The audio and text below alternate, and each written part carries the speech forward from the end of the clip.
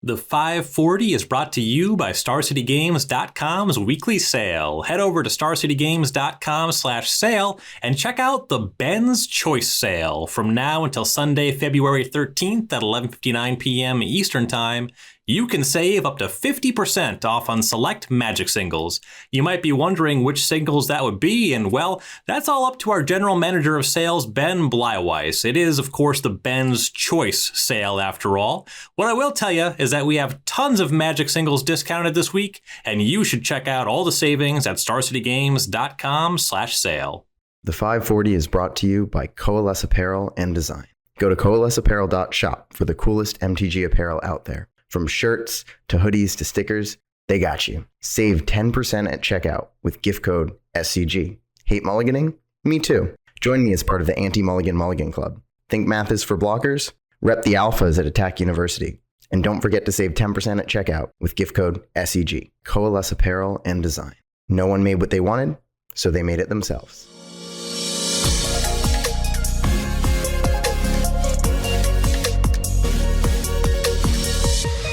Hello, everyone, and welcome to another set review series of episodes here on the 540, brought to you by StarCityGames.com. I'm Ryan Overturf. You can find me at Ryan Overdrive on Twitter. And once again, this week I am joined by Ryan Saxe. How are you? Hey, y'all. I'm good. I'm Ryan Saxe, and you can find me at RC Saxe on Twitter. And this is kind of coming full circle. The first episode that you were featured on the 540, it was a set review. Previously, we were doing Innistrad Crimson Vow, so you got the swing of things now, so you're ready for this. Yeah, I wasn't there for the beginning of the set review, but they follow a similar structure, so I think I can deal with the white and blue cards, even though I've never, I guess, reviewed the white or blue cards on a podcast. Well, we got our list, so we're ready to go. I hope you are. But Kamigawa Neon Dynasty, I am a Kamigawa apologist. I actually love the original block. Our previous co-host here, Justin Parnell, he hates Kamigawa. Really? He liked what he had seen of Neon Dynasty and was cautiously optimistic, but he loathes the original block. So the original block has a very special place in my heart because it was one of the first sets that I played Magic with. I started playing Magic at camp when I was like 10 years old. I think the literal set that had just come out was Cold Snap when I started playing. And Kamigawa, was like a year or two before that. So like when I was getting cards, Kamigawa was like the common cards to see that people had or that you would get packs from. And so I remember a friend of mine, Josh, had like a deck with a bunch of it's Arayo something. It's like a 2-mana 1/1 flyer that if you cast like 4 spells, it flips and then it counters the first spell cast any turn. Anyways, I have a lot of fond memories of cards from Kamigawa, although I'll say I don't have fond memories of that specific card. I believe the card is Arayo Soratami Ascendant. Yes. And it's kind of a prison-y card, so I thought it might be up your alley, but it sounds like not. It's up my alley now. It was not up my alley when I was 10 years old and I had my Aurochs deck and I was trying to play like big green creatures. That makes a lot of sense. It's tough to resolve 6 drops when you can only, resolve your second and onward spell in a turn. Yeah. Yeah, Kamigawa, I also think very fondly of the original block. Betrayers of Kamigawa was the first set I went to a pre-release for. And that was back when pre-releases were at the Minneapolis Convention Center here before stores started doing them, and they fired on-demand drafts. And actually, Betrayers was a unique case because there was some kind of snowstorm, bad weather. For some reason, they just had another pre-release like the next weekend. Like it wasn't the release event, it was pre-release promos again. And I went out and like did 2 weekends of Betrayers of Kamigawa pre-release. So that's awesome. I had a ton of fun with that. I loved Kamigawa Limited. It was like one of the first sets I had ever drafted, but there's a lot of cool stuff going on, even though a lot of the cards kind of sucked. I think that's actually the major problem in the original Kamigawa block is some of the stuff was just like 6 mana 2/2. That approximate stat block was not uncommon. Yeah. But Neon Dynasty definitely polishes things. Things look a lot more appropriate for this era in Magic design. And in fact, there's a lot of power, a lot of knobs turned up for some niche designs. One of the big themes of the set is this tradition versus modernity overarching theme where you have enchantment and artifact support, and a lot of great support for these. A little niche. You kind of have to go heavy on one or the other to want these cards in your cube, but a lot to like for cube designers with cubes of those nature. Yeah. And there's this new, at least this is probably only going to ever be relevant for way lower powered cubes, but there's the new sort of intersection of those two things, right? Like the set is bringing out, and I don't know if we've ever seen a set that had like a depth of artifact and enchantment support. And now there's sort of like an intersection of cards, some of which we'll go over today, that ask you to have both an artifact and enchantment, which could be a really fun thing to try and seed into a lower powered cube. I'm a little skeptical of it. Those card types tend not to mesh well together, but we'll see. Yeah, it's something I've actually dabbled in a little bit before, and I kind of want to take a second look at with this set. It tends to be, like you said, where we have an enchantment block or an artifact block. Urza block, way back in the 90s, of course, was billed as an enchantment block, but really was an artifact block. That one didn't do a great job on delivering on both. But anyway, there is kind of an overlap. You mentioned some cards that ask if you have an artifact, also if you have an enchantment, one or both. And then there's also kind of an overlap with modified creatures being called out in how the cards function, where if you have a modified creature, which is a creature with any kind of counters, an aura or an equipment attached to it, then you get to do some additional effects. So that's kind of an overlap there. And that works with some previous cards too. I will once again mention Stram, Senior Edificer, as a card that is very excited about this set. I do want to say one modification to the text on modified, because I missed it at first. It's barely relevant, but I'm pretty sure it's only auras you control. So you don't get modification benefits if that's what you're looking at. If your opponent like mind controls something or arrests pacifisms or something related to your stuff. Yeah, it's not anti-pacifism tech. Yeah. That is a true point. And so we have some other things going on here. Reconfigure is a cool new mechanic, kind of a riff on Living Weapon, where you have creatures that can turn into equipment. I guess they always count as artifact equipment, but then they are no longer creatures if they're attached to something else. That's another cool way to support equipment there. Vehicles heavily supported in the set, also with pilots being a creature type and a token type, which we'll get to some of that today. And the return of ninjutsu, which I'm quite excited for. Yeah, all of that's super exciting. Actually, the reconfigure is one of my favorite mechanics they've put in a very long time. It solves a really important puzzle in terms of limited gameplay and in terms of, designing your cube, which is often, when you're dealing with a 40 card deck, there's only so many slots, right? And when you're dealing with aggressive decks that often enjoy equipment, you need to play a certain number of creatures in order to be able to take benefits from those equipment. And then when you have a bunch of creatures and you start playing a bunch of equipment, then you don't end up having room for things like removal spells, which can be pretty problematic. This is why I'm usually pretty skeptical about the sort of like there's like a Boros equipment theme kinds of decks that can come up, because it's really hard to like play enough equipment to get your payoff to really matter. I've really liked the mechanic Living Weapon for that, and this is almost like a new style of Living Weapon. And even though they are creatures, it should be noted that stuff like Stoneforge Mystic and Relic Seeker can actually now pick up those creatures. So I'm really excited to add some of those into my cubes and just have some more Stoneforge targets. Yeah, Stoneforge finding creatures is dope. Also, just kind of volume of cards for Stoneforge Mystic to find. Adding a couple more is always nice, just because it doesn't always connect, even though it is a nice card to have in cube. And has some really powerful synergies. So just making sure it has a higher floor case is pretty cool. And so for our cube reviews here, we talk about many cards. We don't talk about every card. We talk about kind of the cards that stand out to us as potential cube includes. And we break things down into two categories. We have our classic category and our custom category. Now, Ryan, you weren't around for the first episode of our last set review, but do you want to try your hand at breaking these categories down? I will do my best. Okay. First things first, the classic category is similar, but does not actually correspond directly to my classic cube that you might know from being on Magic Online.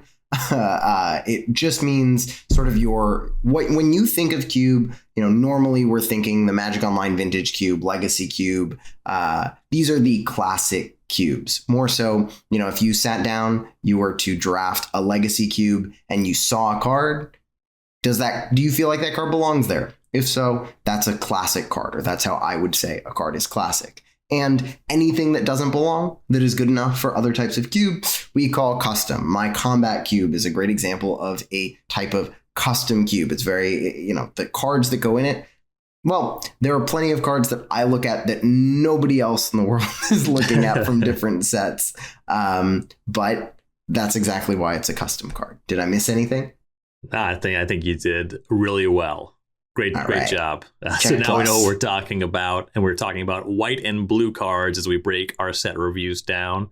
So this week, white and blue, then we're going to do red and black next week, finishing up with green and the rest after that. So we're going to take our first break, and then we're going to talk about the white cards for Cube from Kamigawa Neon Dynasty.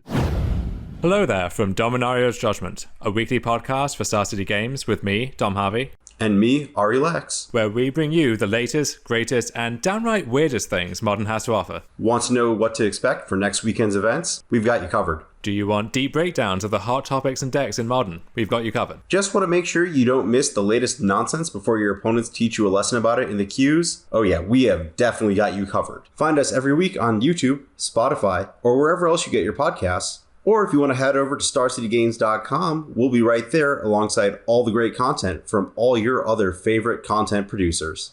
All right, welcome back, everybody. It is now time to actually start the set review. Let's talk about some cards. Let's talk about what we want to see in cubes, what cards we're excited about for in cube. Starting with our classic cards in white.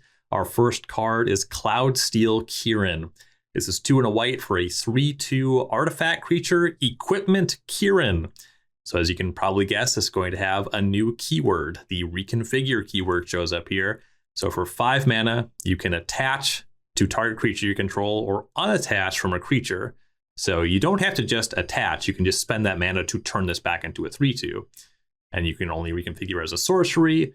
And while attached, this isn't a creature. So very similar to equipment with that one caveat that unattaching can be a full action as opposed to just attaching to a different creature. This is a 3/2 flyer, and equipped creature has flying, and you can't lose the game, and your opponents can't win the game. So it's just a 3/2 flyer, but if it's equipped, the equipped creature now gets flying and Platinum Angel text. Yeah. Now, this is a card that you're a little bigger on than I am, so I'm gonna give you the floor here in a second. The fact that you had this in Classic did make me think about it some more, and I'm almost there. Why don't you tell me what you like about this card? So for me, I think when I first read this card, I was like, oh, look, this seems cute. Cool. Maybe it'll end up in a cube here or there. And while, personally, I'm not adding this at the moment into my classic cube, I'm usually just excited for good stats with sort of novel extra abilities, right? This is a 3 mana 3/2 flyer that Stoneforge Mystic can get in white. Like that on itself is almost exciting to me, right? White has a ton of good 3 mana, plays in cube, which is where this falls off a little bit for me in terms of the classic category, right? Like the classic category, it's fighting with a lot at this slot. But what it provides is like a really interesting point of tension where, if you're playing a white weenie deck and like your opponent needs to be removing your creatures, right? They literally they're going to lose unless they remove your creatures. So like often it's like really not uncommon at the end of a game for your opponent not to have any removal. Like when you're losing as white weenie, your opponent's out of removal. You don't really have good attacks left, but you have a couple creatures. And so I actually think that reconfigure line of text is going to play a little bit better than I originally thought, in the sense that okay, now one, it's an evasive beater to get in those last however many points, and you don't really have to worry about dying because, well, your opponents were spending their shocks and whatever on your 1 mana 2/1s because that's what they needed to do to stay alive. When you add in the fact that given the rate of this card and its late game ability, it's actually a card I could see other white decks playing outside of White Weenie.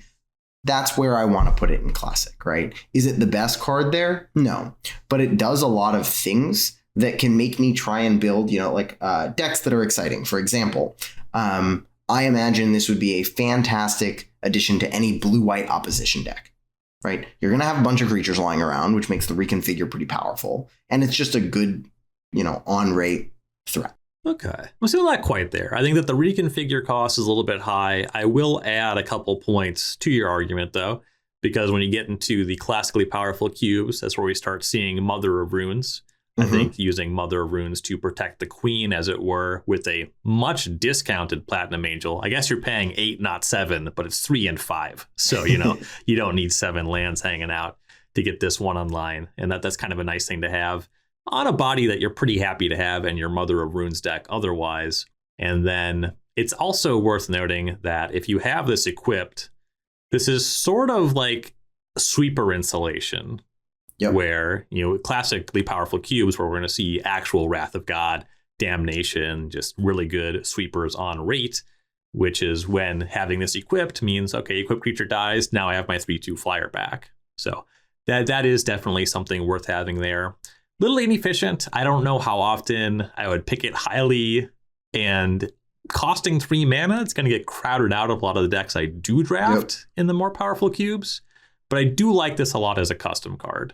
Yeah, I mean, one other thing that I don't think I initially realized, right? So, when you kill the creature that it's equipped to, it becomes the creature again, right? With the same equip ability. So, if you have a Platinum Angel, your opponent actually needs 2 removal spells, or to kill you immediately the turn that they kill the creature that's the Platinum Angel. Because otherwise, you just equip it to another creature and you have another Platinum Angel. Right. Yeah, once you get it going, it is nice. And yeah, I guess that's for me, and we can totally just end up disagreeing on this one. It's not about you can look at it as a pipe dream, and it is, right? It's an ability that for the most part, most games aren't going to get to the point where you're winning because you're turning this into a Platinum Angel. But when you give your Platinum Angel the text of a 3 mana 3/2 flyer that Stoneforge Mystic can grab, that's just where I'm okay, I could see in most, if I were to see this in a Legacy Cube pack, I wouldn't bat an eye. It's probably one of the worst white 3s, but I think you could take the worst white 3 out of any cube at that level, swap it with this, and it could give new experiences, new gameplay patterns, and it wouldn't, be too low powered for the space. That's all. For sure. And in a 540 card cube, certainly, Brightling was in the Moto Vintage Cube for a time. Right. This card is much better than Brightling. That I think we both can agree on. So what do we have next? All right. Our next card I'm more excited about than this Cloudsteel Kieran. It is Lion Sash, which is 1 and a white for an artifact creature equipment cat. So another reconfigure card with the activated ability of white. Exile target card from a graveyard. If it was a permanent card, put a +1/+1 counter on Lion Sash. Equipped creature gets +1/+1 for each +1/+1 counter on Lion Sash. It has reconfigure for just 2 generic mana, and it's a 1/1. So this is kind of the white scavenging ooze, if you will. You can exile, you get counters for any permanent cards, so lands, artifacts, etc., which is a really nice boost. You don't gain the life. You lose, you're losing a little bit of stat, right? Because it's a 1/1 instead of a 2/2, but you're gaining this equipment ability. And again, as sort of you mentioned it last time, the insulation from Wraths, being able to say, okay, sure, I have this 3/3, but I'm going to just spend 2 mana, move it over to give this thing +2/+2. And now I have this really big threat and I'm insulated from a Wrath and I can keep going on with my day, especially because you can actually overextend into the Wrath. And then when they Wrath, the thing is just like an 8/8 because you can just exile all the creatures that died and attack immediately. So I'm very excited about this card. This card is certainly one of the most powerful cards in this set. I am still working on my top 10 list for Cube at this time, but this one is an early standout at a glance looking over the file. Everything you said, the sweeper protection, This being 2 mana instead of 3 is significant, and this card actually does hold its own in terms of just 2 mana creatures in white. The fact that it can just exile any card from a graveyard, I mean, this is the Scavenging Ooze text, except it doesn't only grow on creatures, it's any permanent. Fetch lands you'll see pretty commonly in cubes. So there's a lot of stuff that lets this grow, being able to be an equipment so you can grow some threat, be it something with first strike or something with evasion to guarantee a hit, or just equipping to something so you have that sweeper installation. This is another card that Stoneforge Mystic finds, because this is another reconfigure card. Yeah, there's quite a lot to like about this set, this card rather. Yep. I mean, this is the one that this is one of the few cards I added to my classic cube, and I think that I would expect it to be tested in, let's say, Legacy Plus cubes of size 540, 450 and bigger, something like that. Yeah, I mean, I could see this making the cut in a 360 card cube. I'd have to spend some time thinking about it. I personally have a pretty strong anti-Thalia bias, so like I'm not the most convinced of existing 2s in a lot of cubes white sections. So got it. I'm a big Lion Sash fan, though. Oh yeah. Well, why don't I think we're on the same page then. So you want to move to the next card? Yeah, let's talk about March of Otherworldly Light. This is an instant for X and white. This is a cycle with this ability I'm about to describe. Each color has one of these. As an additional cost to cast this spell, you may exile any number of white cards from your hand. This spell costs 2 less to cast for each card exiled this way. And then the ability is exile target artifact, creature, or enchantment with mana value X or less.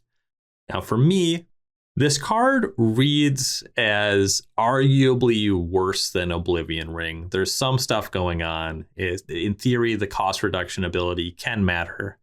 In theory, being an instant to flashback with Snapcaster Maze, just not casting on your own turn in general, that can matter.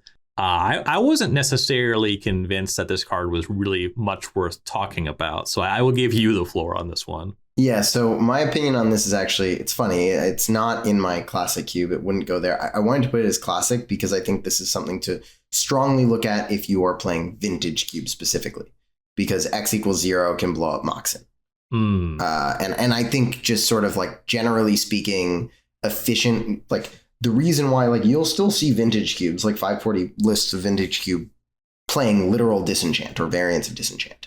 And part of that is like the artifacts and stuff can be like, so like being able to have a very cheap way. Like I'm a big fan of like Fragmentize, for example, in cubes like that, just like a 1 mana way of getting rid of like one of the best things that you can have in the opener. Again, it's not just the 5 Moxen. There's a lot more. There's Chrome Mox, there's Mox Diamond. Sometimes you can get people depending on how things go in terms of timing with Lion's Eye Diamond. There's just a bunch of stuff. And for me, this is you're right, normally interactive, worse than O-Ring. But something to consider if you're playing a powered cube, especially one that's pretty combo focused, where you can at least have outs to early powerful starts at 1 mana, as well as outs of holding up 1 mana and, that extra exile hand clause that's normally like not really something you would ever consider doing in most lower level cubes. But when things are absolutely nuts, in powered cube, you may be more into doing. Okay. That's my only comment on the card. Yeah, the comparison to Disenchant does work much more favorably for March of Otherworldly Light. And you're right, that card can still hang in Vintage Cube. So yep. I see your point. I still am not excited about the card. However, I'm not either. I would play it sometimes in the Magic Online Vintage Cube. Yep. All right. Our next card is an interesting one. One of the cards that I'm really excited about from the set, although I don't know if I'm ever going to include it in a cube, but I mean, I could include it in some. Anyways, I'll get to the point. This is the Wandering Emperor, which is a new Planeswalker for 2 white, that classic mana cost of all the white Planeswalkers, with Flash. As long as the Wandering Emperor entered the battlefield this turn, you may activate her loyalty abilities anytime you could cast an instant. +1 as a loyalty ability, put a +1/+1 counter on up to one. Oh, it's a counter? I didn't even know it was a counter. Okay. A counter on up to one target creature. It gains first strike until the end of the turn. -1, create a 2/2 white samurai creature token with vigilance. -2, exile target tapped creature. You gain 2 life, and it has 3 loyalty. So I love this card. I really want to put it in my combat cube, but I'm pretty sure it's too good for that. That's a story for another time. But I like it in the classic section just because I think I'm a big fan of trying to have sort of diverse effects. And I'm always anything that could make you think. I like one of the things that I don't like about classic power level cubes is things like combat can get a little bit boring. Generally speaking, the set of things that you have to think about in combat is usually reduced to what's on the board or classic removal spells that everybody knows. It's like Lightning Bolt, Swords to Plowshares, whatever. The Wandering Emperor is a Planeswalker that's a combat trick. That's so cool. And I think that like the general power level of being able to flash in a Planeswalker period is worth considering discussing for the highest power level of cubes. I think that this card is incredibly charming. I like what's going on here. I will say that one of White's strengths is not leaving up 4 mana for an instant.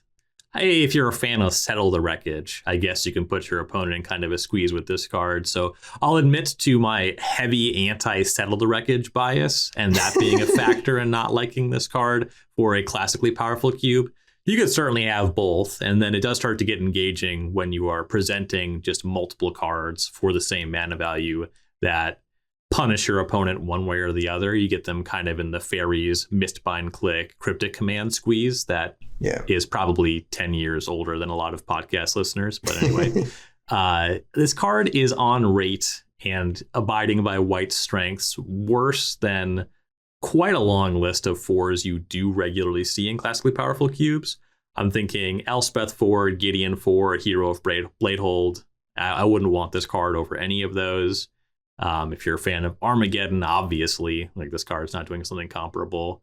But it is a Planeswalker, the +1/+1 counter, that's real value. It's nice in the set for modifying creatures, so jot that one down. And it, lose loyalty to make 2/2s. And that's probably actually the big breaking point for me is I just have access to Gideon, Ally of Zendikar. I have a 0 mana loyalty ability that gives me 2/2s. That card's pretty plainly quite a lot more powerful than this card face up. And that's like a personal cube philosophy thing where I just imagine having the head-to-head, either one player looking at both of those cards in a pack or one player controls one, the opponent controls another, and Gideon just slapping the crap out of the Wandering Emperor. And that does kind of turn me off the card for classically powerful cubes. I'm not sure if I feel that way because I guess this is almost like how I felt with Nexus of Fate when it was first revealed, right? When Nexus of Fate was first revealed, I looked at the card and I went, we've never seen a Time Walk with Flash before, right? And that fundamentally changes how the card works. It basically is like an Urza Saga card, right? It's a card that we see as a sorcery and you untap all your lands when you cast it. Mm-hmm. And like I was huge on like this card is just like mind-boggling to me, the second I saw it. And it was for like the fact that it was, there was Flash on this thing that we've almost never really been able to experience before. And I'm feeling a similar way about the Wandering Emperor. I just think the ability to flash in a Planeswalker is really hard to evaluate what that even means. I would agree if this was like the original template Planeswalker of ± ultimate. The fact that these are kind of marginal value abilities, this is like a War of the Spark Planeswalker with Flash, right? Like if this was a high power level card otherwise, or like a moderately, you just got to give me more than a -2 is what I'm getting at. Well, I guess the thing about it this way is like, what if this is just like one of the best FTKs ever printed? Does that like, I understand that like, obviously it's not that, right? Like it destroys tapped creatures, but like the if I'm flashing in a Planeswalker, I untap with it, it can eat a creature and I can easily protect it because it had flash. Not even considering it like, yes, I agree. If I'm pressuring you, this is way worse than any of the other white Planeswalkers. But I can absolutely see, my blue-white control deck preferring this to Gideon. My, probably, Gideon is generally better than this by a good margin. But I guess Gideon dies plenty of times after you play it. Yes, it can produce a bunch of tokens. Rarely produces that many, usually because it dies. So even if I'm going to play this minus again to have some 2/2s, plus minus, I don't know. I feel like if I'm assuming that through the flash that this card is like quote unquote safe from dying when I'm playing it, right? I can assume I can get 3 activations minimum out of this card, right? Because 1 on the turn I flash it down guaranteed, 1 on the next turn also basically guaranteed thanks to the flash, and then because I have all of my mana available, I'm assuming I can protect it 1 on the turn after that. So like, to me, I feel like flash, even though it doesn't function on that level, is going to make this card generally powerful and in some cases better than Elspeth and Gideon in white decks. Probably not the mono white aggro white decks though. That I'll concede. There's no way I would play this over Gideon 4 in my control deck. I would consider it over Elspeth 4. I think that might be getting into it because those tokens tend to do more chump blocking and then trading up. So that might exist in that space for me. I think like Gideon Ally is much better than you're saying with it dying immediately. That's just not my experience with the card. But oh no, I'm not saying it always dies immediately. I'm just saying that like the fact of the matter is sometimes that is the play pattern with Gideon, and that will literally never be the play pattern with the one. Like if you want 2/2s out of this, you're guaranteed 2 of them, right? I'm not saying this card is better than Gideon. I'm saying the text on this card, and we can just move on after this. The text on this card is raising alarm bells in my brain that make me think it's much better than it reads. Yeah, I think that is a fair point. And I am saying firmly that Gideon is better than this card. Okay. This card is still intriguing. And I think to your point about getting like 2 activations for sure, it's definitely intriguing. And that's a good point that it's better than it reads. But we will move on to the next card then. We'll let time, the listener's opinion, and our experiences later. We'll solve this one as we engage with it more. But our last classic card for white is going to be Touch of the Spirit Realm. This is an enchantment for 2 and a white, a riff on Oblivion Ring. When Touch of the Spirit Realm enters the battlefield, exile up to 1 target artifact or creature until Touch of the Spirit Realm leaves the battlefield. And it has Channel. This is an ability returning, I believe, originally from Saviors of Kamigawa. 1 and a white, discard Touch of the Spirit Realm, exile target artifact or creature, return it to the battlefield under its owner's control at the beginning of the next end step. So you have a 1-turn kind of flicker here with the Channel ability. And then you have an Oblivion Ring. It can only hit creatures and artifacts. So a little bit toned down on the Oblivion Ring effect. Obviously, hitting Planeswalkers, hitting enchantments, those can both be a big deal. But then you get this modality. Like, this is a really powerful split card. Like, if you're in the market for a creature removal spell, and then also just flicker, like, even if you don't have that as a theme in your cube, there's just so many powerful enter the battlefield abilities that just naturally show up in cube because creatures with enter the battlefield abilities are powerful. And so having the modular card there, either removal or flicker, definitely adds a lot of points to either of those, really.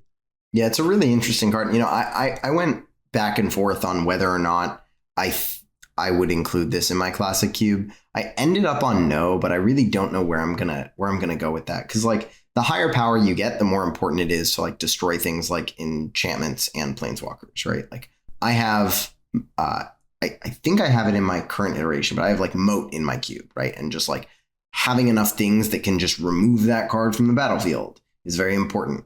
Planeswalkers as well. And so, I'm also just like generally not a huge fan of Oblivion Rings. And so that's where like my hesitance on Touch of the Spirit Realm go. I do think it's going to be a fan favorite cube card forever. Right? Just like people are going to absolutely adore this card. They're going to put it in so many different cubes. Everybody loves flickering things for value. The flexibility of it is super nice. And at least in the classic section for, you know, what we've gotten recently with those sort of free evoke cards from Modern Horizons 2, you know, that made me take a good hard look again at Ephemerate, and I've been happy with Ephemerate in my cube. And so maybe I should just be adding Touch of the Spirit Realm as like, hey, yes, it's worse than O-Ring, but it does a lot of cool, fun things and people will have fun with it. Yeah, for sure. Yeah, I think in a lot of spots you'll feel that it's worse than O-Ring, but it's absolutely more fun. And the rate is good enough for a classic cube. Yes. All right, so what is our first custom card? All right, I am going to mispronounce this. Our first custom card is Ao, the Dawn Sky, which is it's part of a cycle of legendary dragon spirits. There's one per color, they're mythic. And so this one is 5 mana, 3 white, for a flying vigilance 5/4 creature. Relatively good stats. When Ao the Dawn Sky dies, choose one.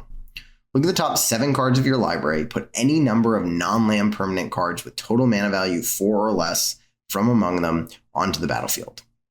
Put the rest on the bottom of your library in a random order. Or you can put 2+1/+1 counters on each permanent you control that's a creature or vehicle. Why does it not just say on each creature or vehicle you control? Each permanent that's a creature or a vehicle versus just saying on each creature or vehicle that you control. Because this will... I think that you need like an extra line to have it work the other way. I'm not positive, but I'm sure that this was just like making it fit on the card. Yeah. And I think part of the problem might be that it literally runs into the power and toughness there. Like the period is almost touching that after vehicle, where if you do it slightly differently, you just make the text smaller. And this card is already like teeming with text. No, I think it's literally the same number of words, but without the word permanent. Put 2+1/+1 counters on each creature or vehicle that you control. It's just the same number of words. It's literally just, it doesn't matter. I was just surprised because it was like, I was expecting it to be on each permanent you control. And then I was like, it's each permanent you control and then specifying 2 permanent types in which I've like seen text that affects every creature or vehicle you control before. It could be because vehicle is a subtype, not a super type. And so like within the rules, and that causes you to need to reference it this way. Right. I would buy that. That makes more sense to me. Regardless, anyways, to get back to the actual text of the card. So I find this card pretty exciting for like just like designing interesting cubes. That's about it. I mean, generally speaking, 5 mana white creatures, you can get way better than this, right? This is just in terms of on rate.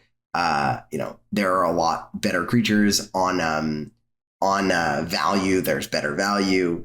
And I'm like generally afraid of putting a card that's like expensive, that's value is 100% death trigger in a cube that's going to have ways of like exiling it and stuff like that. So it kind of requires a specific environment. But in that environment, it's super cool, right? Like just like both of those abilities are like pretty unique. Specifically, the top one of look at the top 7 cards, put a number of non-land permanents with total mana value 4 or less. I mean, it reminds me of one of my favorite cards of all time, which is Protean Hulk. It's very much not like Protean Hulk, but it reminds me of that, and that makes me happy. It's what I don't own any cubes that would play this, but I imagine some modern style cube could, maybe even a little bit lower. What do you think about AO? Yeah, that's kind of where I land. It's funny because if this card was around in 2003, it'd be bonkers. Like people in 2003 would lose their minds over this card existing. Right. And as part of that's just 5 mana, 5/4 flyer. We're talking about the pre-Baneslayer era of Magic. Yeah, like Baneslayer Angel didn't even exist. Yeah, like Sarah Angel would show up. Like that card's still very good and limited, but like they had to make it a rare in some sets released around this time. Like very different time in Magic. By today's standards, I'm actually most excited about playing this card if I am able to sacrifice it immediately.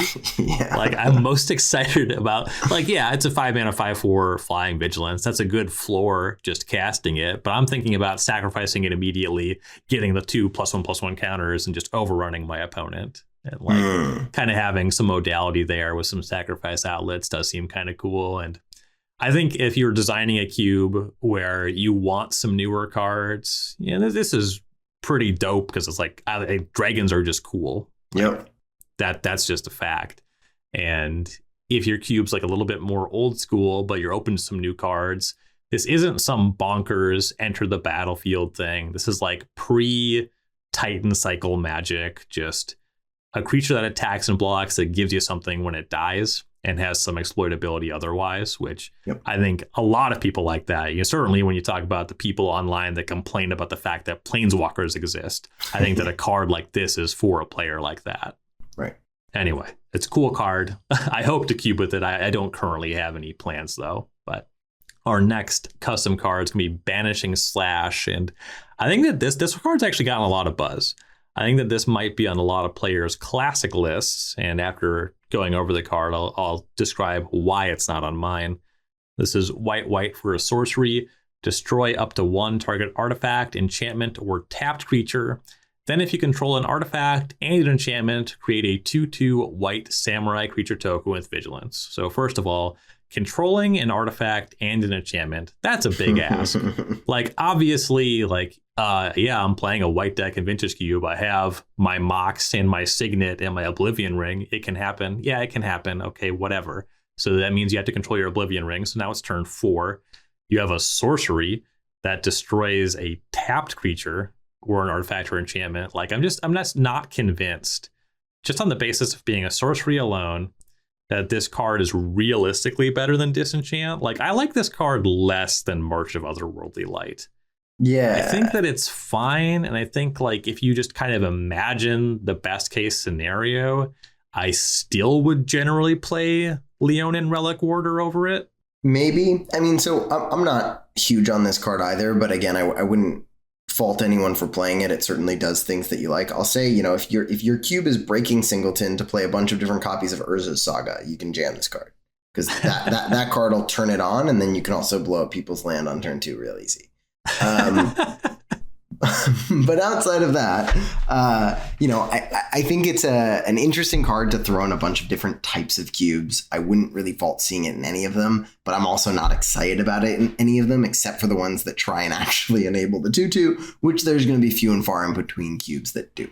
Right. And the card is certainly playable. It's just one of those removal spells where clearly with the timing, with the double pipped cost, you are paying for what you get. So I harbor no illusions that this card is above rate.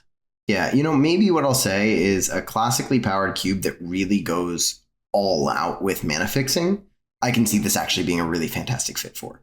Where white on turn 2 is almost an expectation because you do something really, maybe you even have like a lands draft after, or you have, people can just take, you have a land station with duels in it and stuff like that. People definitely do that.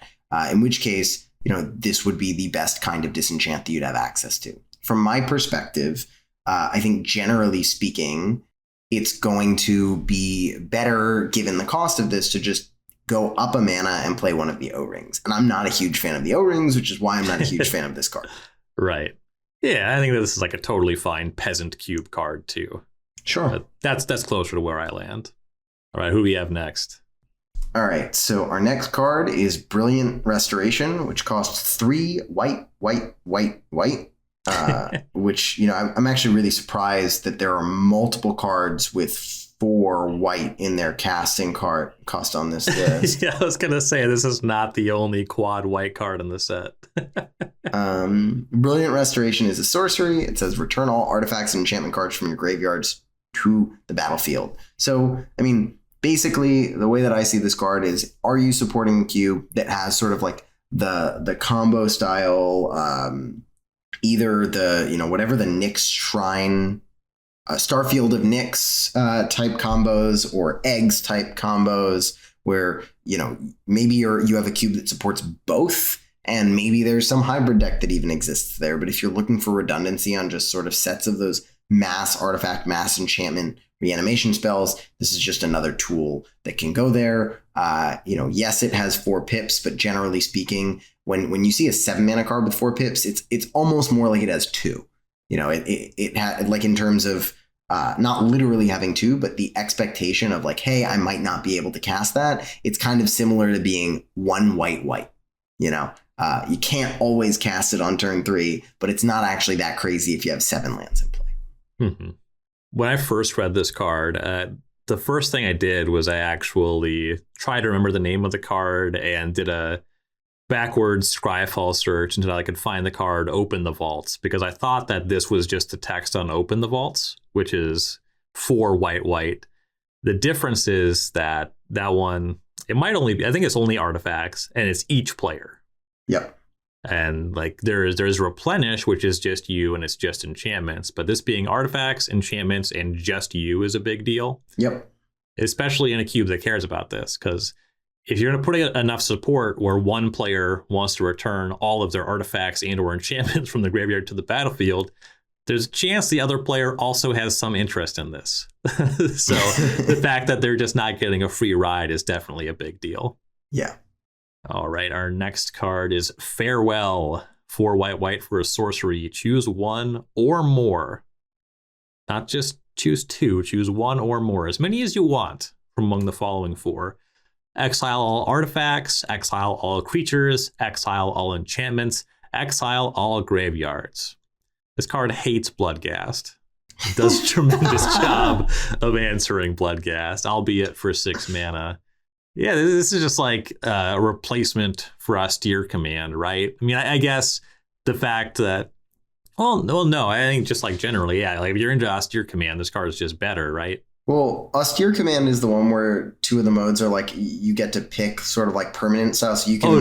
Does it do small creature, big creature? Yeah, small creature, big. So you can do Plague Wind with Austere Command, if I'm remembering correctly. There is a card like this that's like 4 white-black. Merciless Eviction. Right, where it's like just, I don't remember exactly what that was, but this is, I imagine like it's an increase on that one, unless that one could hit Planeswalkers. I don't remember. I mean, regardless, there's a lot of Wraths. Something that I actually can appreciate is sometimes you want Wraths in your format, but you really want them to like be the 6 mana ones. Mm-hmm. For sure. Yeah, you just have some 5 and more mana stuff, even some 4 mana stuff where they're generating a lot of tokens. If you have that as a theme, and you don't want to discourage people from playing these archetypes and drafting these cards, but you do want them to be answerable. Exactly. When they get out of control. Any other comments on Farewell, or we're good to go? No, that's all I got. Yeah, just all like right. I think it is generally toned down as opposed to like a Wrath of God. So, all right. So our next card is Go Shintai of Shared Purpose, which is a legendary enchantment creature shrine for 3 and a white. Note: shrine is not a creature type. Probably not relevant for you, but can come up. This card technically has no creature types, which is really weird. Kind of freaks me out a little bit. But anyways, 4 mana. It has Vigilance. It is a 1/3, and it has the text: at the beginning of your end step, you may pay 1. If you do, create a 1/1 colorless spirit creature token for each shrine you control. Basically, you can consider these types of cards if you're trying to jam now all 15 shrines, or I think there's some 5-color ones too. So, you're putting 10 to 20 shrines in your cube. Maybe you want this one. That's about it. Yeah, this is legendary like the previous shrines. This is also, of course, a cycle, just like the other shrine cycles. These ones are creatures. No room for a creature type, as you can clearly see with legendary enchantment creature shrine. Yeah. And these trigger at the end step. So as long as you have the extra mana, you get to get them going right away, which is pretty desirable here. I also like that these are creatures because shrines kind of force these draft lands, if you get a lot of them, and the gameplay is like, do you have Naturalize or not? These ones opening up the floor, this specifically dying to Lightning Bolt, I think makes the gameplay much more dynamic and engaging, as this is going right into my Peasant Tubert, which does have a shrine theme. Yeah, my issue with this cycle is sort of twofold. One, they don't actually stack up all that well with each other because they add the mana that you need. Mm-hmm. Right? Like, unlike the other shrines where like, okay, cool, if I have 3 on board, I now have this like really crazy effect every turn.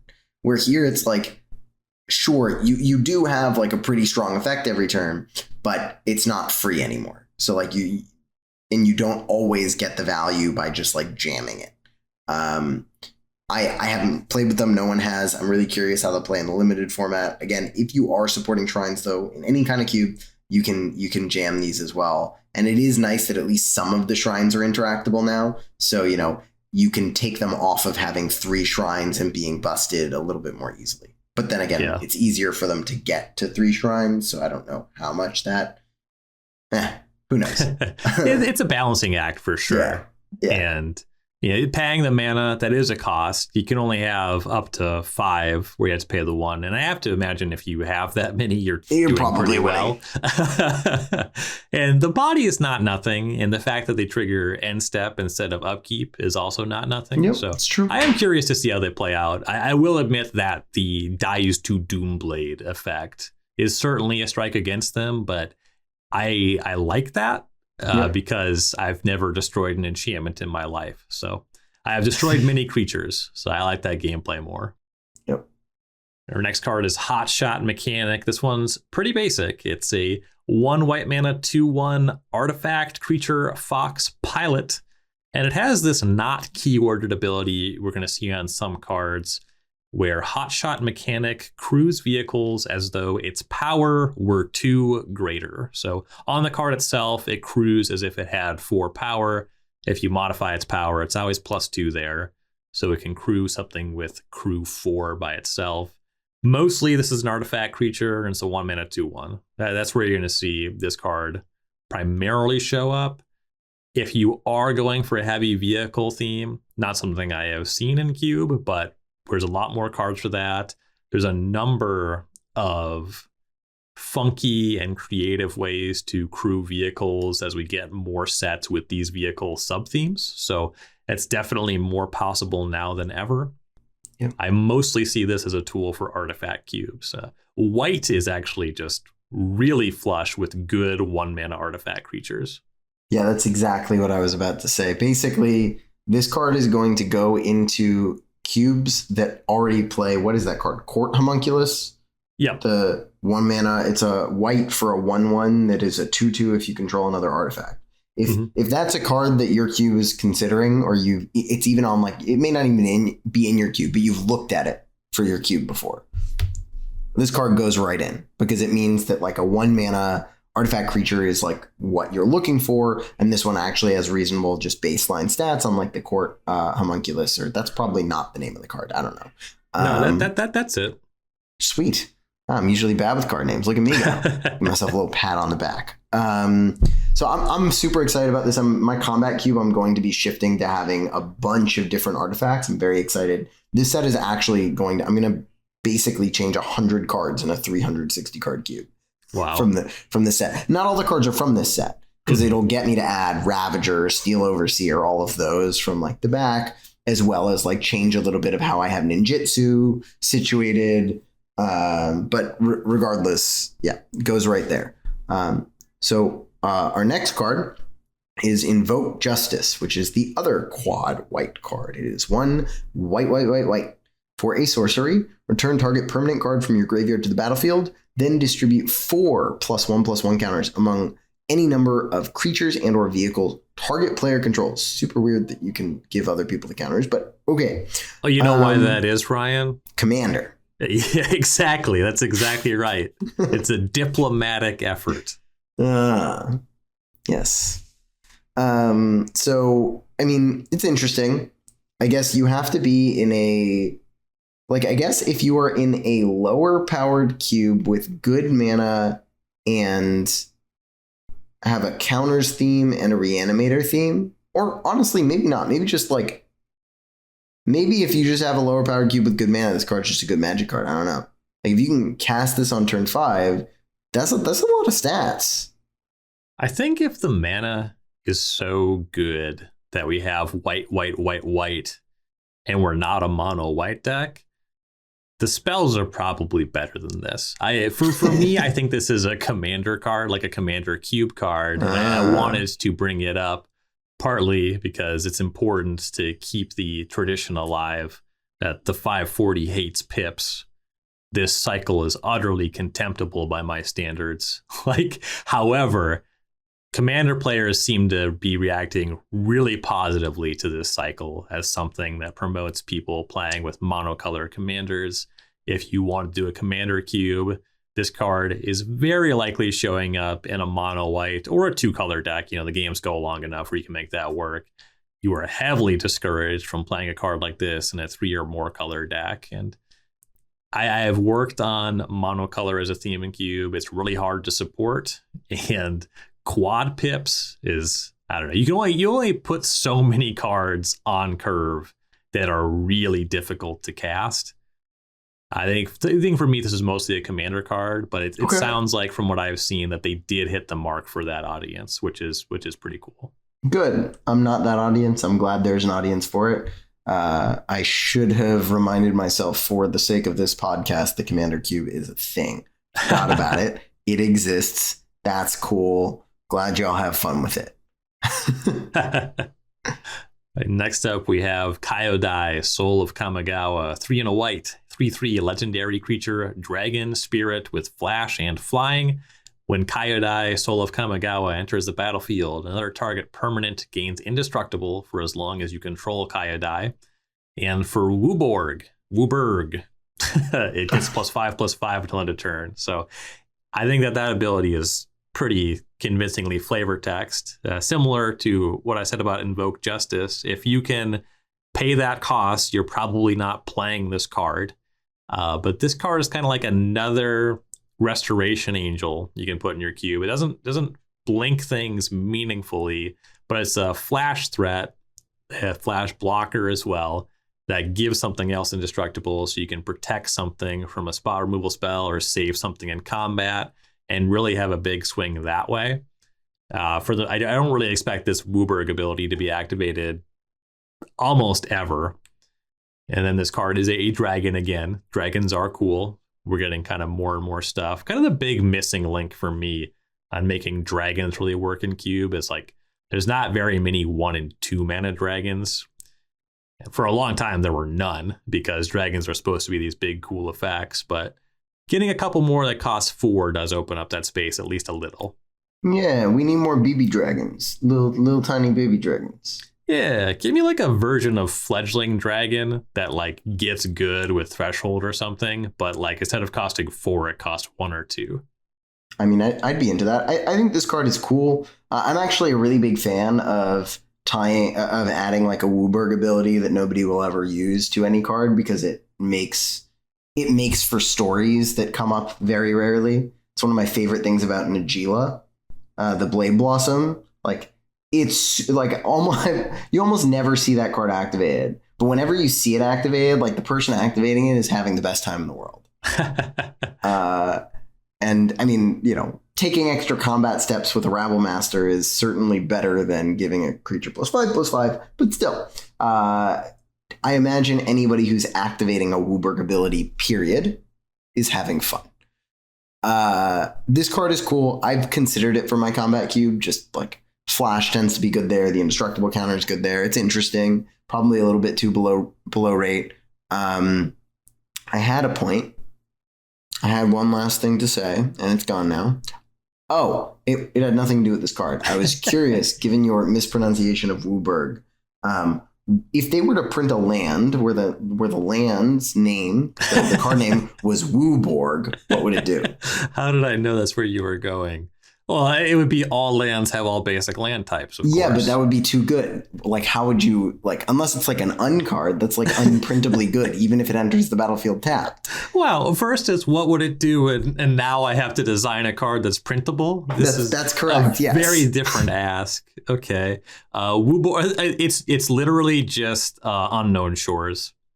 Is that a answer that works for you? Yeah, I'll take a legendary unknown shores. Wooborg, comma, the unknown shore.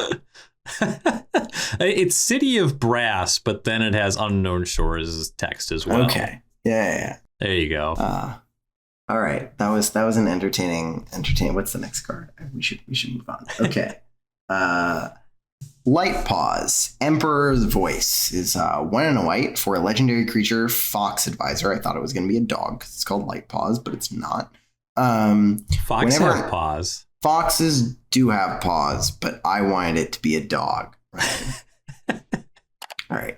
Whenever an aura enters the battlefield under your control, if you cast it, you may search your library for an aura card with mana value less than or equal to that aura and with a different name than each aura you control. Put that card onto the battlefield attached to Light-Paws, Emperor's Voice, then shuffle. It's a 2/2. So, I mean, if you have like an aura's theme, basically, it's another great card to like go with that.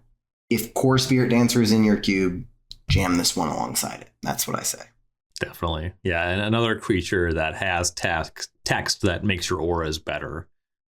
It's kind of funny because auras are just, broadly speaking, enchant creature for a long time was like an unplayable category of card. Yeah, with rare so exceptions. And yeah, hexproof, put it over where there's decks that really want to play a lot, and not the best experience, but we get more of this stuff for cube where you want to support this with some auras and then some like God's Willing blossoming defense type effects, and that can be kind of fun to set up. So yeah, if you're already in the market, this is another effect there, though it does not generally put auras over. You have to play with a lot of auras to make this card meaningful. Then our next card is Michiko's Reign of Truth. This is a saga. As the saga enters the battlefield and after your draw step, add a lore counter. 1 and a white. Chapters 1 and 2. Target creature gets +1/+1 until end of turn for each artifact and or enchantment you control.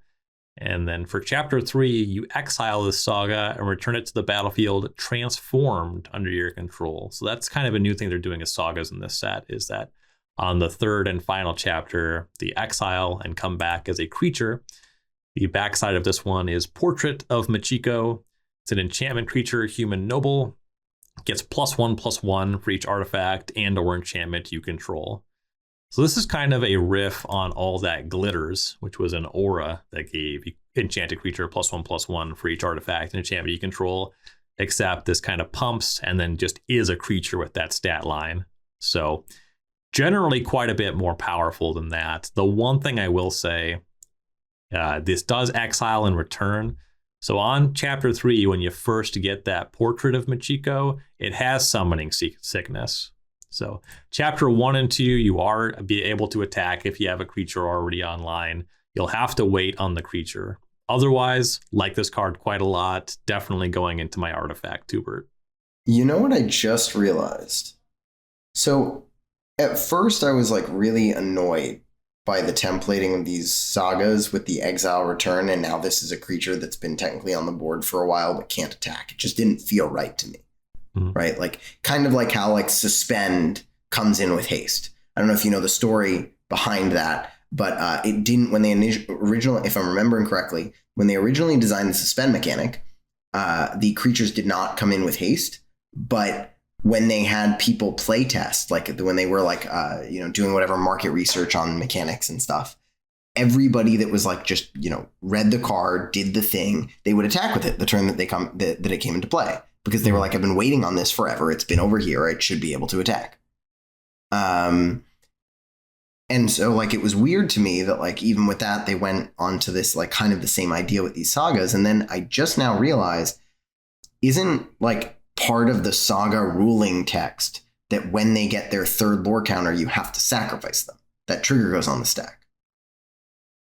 Yeah, so that's why they have to exile. So they have to exile and come back, because if you were to just transform, if this said exile, if this instead of the exile this Saga, then return to the battlefield transformed under your control, if it just said, transform, this Saga, you would have to sacrifice it. So something that actually might be really weird on Arena is I imagine that trigger still goes on the stack to sacrifice it.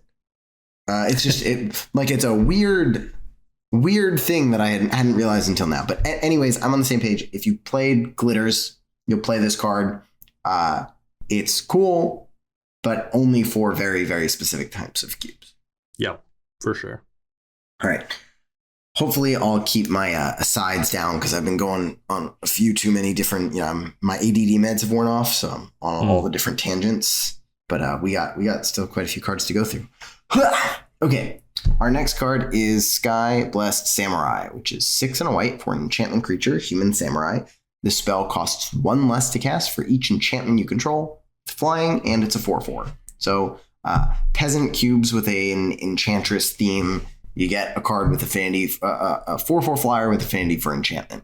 And I think, depending on the type of peasant cube, this could be a good fit there. Yeah. Too bad there's no enchantment lands. This card probably doesn't make the cut in a lot, because, affinity for enchantments is quite a bit weaker than affinity for artifacts for that reason. But this card's for somebody. Our next card is Spirited Companion. This card's for me. 1 and a white for a 1/1 enchanted creature dog. When Spirited Companion enters the battlefield, draw a card. The White Elvish Visionary. At long last, I am elated that they're just giving white, like the cheap text box draw a card. It's not like this card is incredible. And the reason you wouldn't have seen this card before now is just color pie reasons. And that's just always so stupid to me when someone's like, well, it's not in the color pie. It's like, they'll just change the fucking color pie. Who cares? Just make it so the white cards are playable. This is a really nice card for white flicker decks. It's an enchantment that matters sometimes. Very happy to see this card. I just echo everything that you said. I've wanted something like this to exist for a while. I'm plenty, Pauper Cube staple. Plenty of cubes are going to just love having access to it. And it's a dog, and we love puppies. Yes. All right. So our next card is Sunblade Samurai, which is 4 and a white for an enchantment creature, human samurai. It is a 4/4 with vigilance, and it has basic plane cycling, but actually channel for 2. Discard Sunblade Samurai, search your library for a basic planes card, reveal it, put it into your hand, then shuffle. You gain 2 life. So, the way that I think about this card is there are plenty of Pauper Cubes that do like that cycle with basic land cycling. I don't remember, it was like a 3/6 vigilance for 6 with basic plane cycling for 2. This card is an upgrade on that one, and any cube that's interested in that will be interested in this one as well. Definitely. Also an enchantment, if that matters for you. Yes. And our last white custom card is the Restoration of Iganjo. Another saga that becomes a creature. 2 and a white. Chapter 1, search your library for a basic plains card, reveal it, put it into your hand, then shuffle. Chapter 2, you may discard a card. When you do, return target permanent card with mana value 2 or less from your graveyard to the battlefield tapped. Chapter 3, exile it, and it comes back as the 3/4 Architect of Restoration, a fox monk enchantment creature with vigilance. And whenever it attacks or blocks, create a 1/1 colorless spirit creature token. So this is a rare, so this isn't like an uncommon version of Bramaz, but it's a strictly different version of Bramaz. You get your basic planes, you have this recursive ability there. It is easier to cast than Bramaz. So some give and take there. Bramaz ain't what he used to be. This card, I'll be happy to see this in a pack, and probably pretty happy to play with this card, but not quite on the classic level. Yeah, it's Bramaz, but it can't attack until turn 6. If you have it on turn 3. It's a cool card. I would have been pretty excited about it, just period, if it was cheaper, but also we're in the custom category. So, it's nice to have cards like this that are nice value cards. They do a lot of different things, but they're not actually broken anywhere. It is really weird to me to have a white rampant growth, right? Because like you can play this, you get the planes, then next turn you discard the planes and put it into play, right? I can do that. That is my understanding, yeah. Right. So I mean, it's just like my brain. Like, look, I understand you said just like screw the color pie in literally like 2 cards ago, but you also have to recognize that the color pie has been ingrained into my brain, and it's very hard to read this card because I read it as like white rampant growth with upside, and so it's confusing. This is core cartographer erasure, and I will not stand for it. I have no clue what that card does.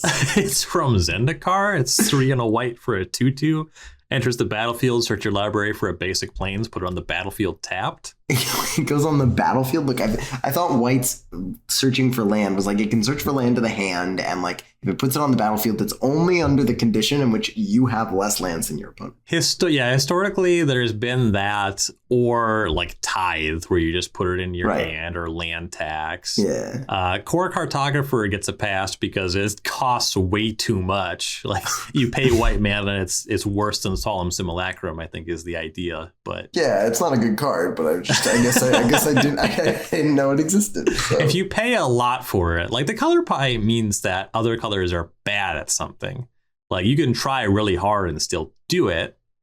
Not everything, but many things. I was going to say, I mean, I guess now, right? Like it used to be like black couldn't destroy enchantments, but now it can. And it can't have too many. Anyways, we're too many asides, too many more cards to go through. Although we are done with this section. That's all our white cards. We're going to take a break, and we'll be back to talk about the blue cards from Kamigawa and Neon Dynasty.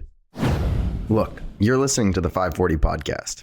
I know you have cubes and new ideas and cards on the side you'd love to turn into something new and shiny. If you're looking to sell your Magic the Gathering cards, it's never been easier. Visit starcitygames.com/sell with a 30% store credit bonus and the fastest turnaround time in the industry. There's no reason to sell to anybody else. Enjoy 4 convenient ways to sell. Check out our buy list. Ship your cards to us. You can come to us, but also if you have over 500,000 cards you're looking to sell or own a store and want to sell off that bulk, we'll come to you. Go to starcitygames.com/sell now for more information. All right, welcome back, everybody. It is now time to start with the blue card cube review for Kamigawa Neon Dynasty. We'll start once again with our classic cards. At the top of the list, it is Jin Gataxius, Progress Tyrant, 5 blue for a 5/5 legendary creature, Phyrexian Praetor. Text box: whenever you cast an artifact, instant, or sorcery spell, copy that spell. You may choose new targets for the copy. This ability triggers only once each turn. A copy of a permanent becomes a token, so the artifacts are just copy tokens. And then whenever an opponent casts an artifact, instant, or sorcery spell, counter that spell. This ability triggers only once each turn. So this is a really choice creature to reanimate. It's going to really inhibit your opponent's ability to play Magic, countering all but their planeswalkers, creatures, and enchantments until they have enough mana to cast 2 of them in a turn. And then also copying your instants and sorceries, so your card draw effects, your removal spells, certainly many powerful artifacts. This card, for me, it's like I'll play it, in a 540 or more card cube. I think this card is quite a bit worse than like Hullbreaker Horror, but there's a lot of room to still win with cards that are worse than Hullbreaker Horror. Yeah, that's exactly how I feel. I mean, basically, when I think of Reanimator in a classic cube, and I think of what I used to think about it 10 years ago, like I was thinking about all the uncastable cards you were jamming in your deck. And I think some new relative design of like, what are the like 7 mana cards? Like think Mere Battlesphere as like an older card that you've cubed with a ton. That's just like a great thing to reanimate. That you've reanimated probably a bunch, but like that you can actually cast and gets cast in games of Magic, especially with Signets, Worn Power Stone, whatever. And so because of that, when I'm designing a Reanimator shell or different cheaty shells in higher powered cubes, I don't want to have Inkwell Leviathan anymore. I don't want to have cards that you will just literally never cast. if they can be avoided. And so Hullbreaker Horror is a great example of a card that we just got, of a card that's pretty ridiculous to reanimate and pretty ridiculous when you can cast it too. Jin Gitaxias is significantly worse, but I think if you're going for like real redundancy and castable, powerful reanimator threats, this is a good card to look at. And that's it. Yep, definitely there. What do we have next? All right, next we have Tezzeret, Betrayer of Flesh, which is 2 blue for a legendary Planeswalker, Tezzeret. The first activated ability of an artifact you activate each turn costs 2 less to activate. That's just a static ability on the Planeswalker. Comes in with 4 loyalty, and its abilities are +1. Draw 2 cards, then discard 2 cards unless you discard an artifact card. -2. Target artifact becomes an artifact creature. If it isn't a vehicle, it has base power and toughness 4/4. And -6, you get an emblem with whenever an artifact you control becomes tapped, draw a card. So almost like what is it? Tezzeret, Agent of Bolas is the Dimir one. And so generally what I'd say is cubes that are looking at that Tezzeret should look at this Tezzeret. And on top of that, just generally speaking, the ability, the +1 is strictly better than Dax, right? Like it just has an extra modality where you can discard an artifact card for 1 more mana, and you don't Dak Faden, and you don't have to have the red. So for me, when I play Dak, obviously 3 mana is way less than 4, but usually the -2 is like a great upside. But if you remove the -2 from Dak, I would still happily play it in all of my blue-red decks in Vintage Cube, just like an enchantment that lets me double loot every turn. I would happily play in a lot of different situations. Like the -2, sure, it comes up, it's super powerful. The -6, honestly, I've ultimated Dak. I've had the opportunity to ultimate Dak and declined many times because I never targeted anything. It doesn't do anything. But the fact of the matter is, just being able, like a thing sitting on the board that says you can, loot twice a turn, just sculpts your hand to win a game. And so where I put Tezzeret as classic is just because I think the +1 is incredibly powerful. Classic cubes tend to have deep artifact sections that make the -2 and the static relevant, as well as the -6. And so, yes, will it make all of them? No, but if you push your artifact section a little bit, it's pretty common to see a type of classic cube that will have like a Tezzeret, Agent of Bolas or whatever in it. And I think Tezzeret in those cubes is a slam dunk, and certainly better than, I played in my classic cube the 3 blue Tezzeret that makes Thopters and draws cards for a while. And I think that if I was still playing that card, I would cut it for this Tezzeret. That Tezzeret actually impresses me with how bad it feels. I read that card and I think it would be so good. The 5 mana one. It's just kind of dumpy. So yeah, it played worse than I wanted, but it was in there for a while and it wasn't terrible. Yeah, it's fine. Yeah. You and I have a more severe disagreement about Dak Faden. The -2 is broken in half. Yes, the -2 is broken in half. I agree. Yeah, that's the full reason to play the card for me. And in fact, I board Dak Faden out regularly in Vintage Cube if I do not expect to be able to leverage that ability. Just with all of your cards being good, looting is fine, but if you have a good spread of lands and spells and other card selection, actually casting the Dak can be quite to your detriment in a high-powered cube. So I do not think that a card neutral ability like that is necessarily what I want to be in a very high power level environment. I think Tezzeret's fine. The direct competition isn't going to be with the dumpy 5 mana Tezzeret. No. It's going to be more with Jace the Mind Sculptor, Glenalondra Archmage, Venture Shaper Savant, Urza Lorehigh Artificer. All of those cards I would happily play over Tezzeret, and I don't think it's really close. I will say I like this card a lot as a custom card for an artifact theme cube.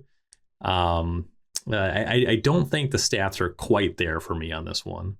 Yeah, I mean, this sounds like we just value the abilities differently. For example, if you gave me a literal enchantment, right? Let's say Dak Faden again is back. 1 blue-red for an enchantment, enters the battlefield, draw 2, discard 2. The beginning of your main phase or whatever, just to make it exactly the same. Draw 2, discard 2. I would put it in my classic cube.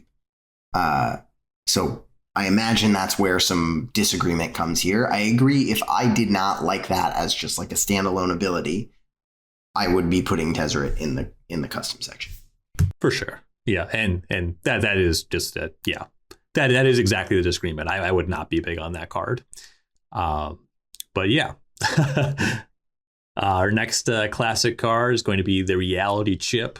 1 and a blue for a 0/4 legendary artifact creature equipment jellyfish. Everybody's favorite type line. You may look at the top card of your library at any time.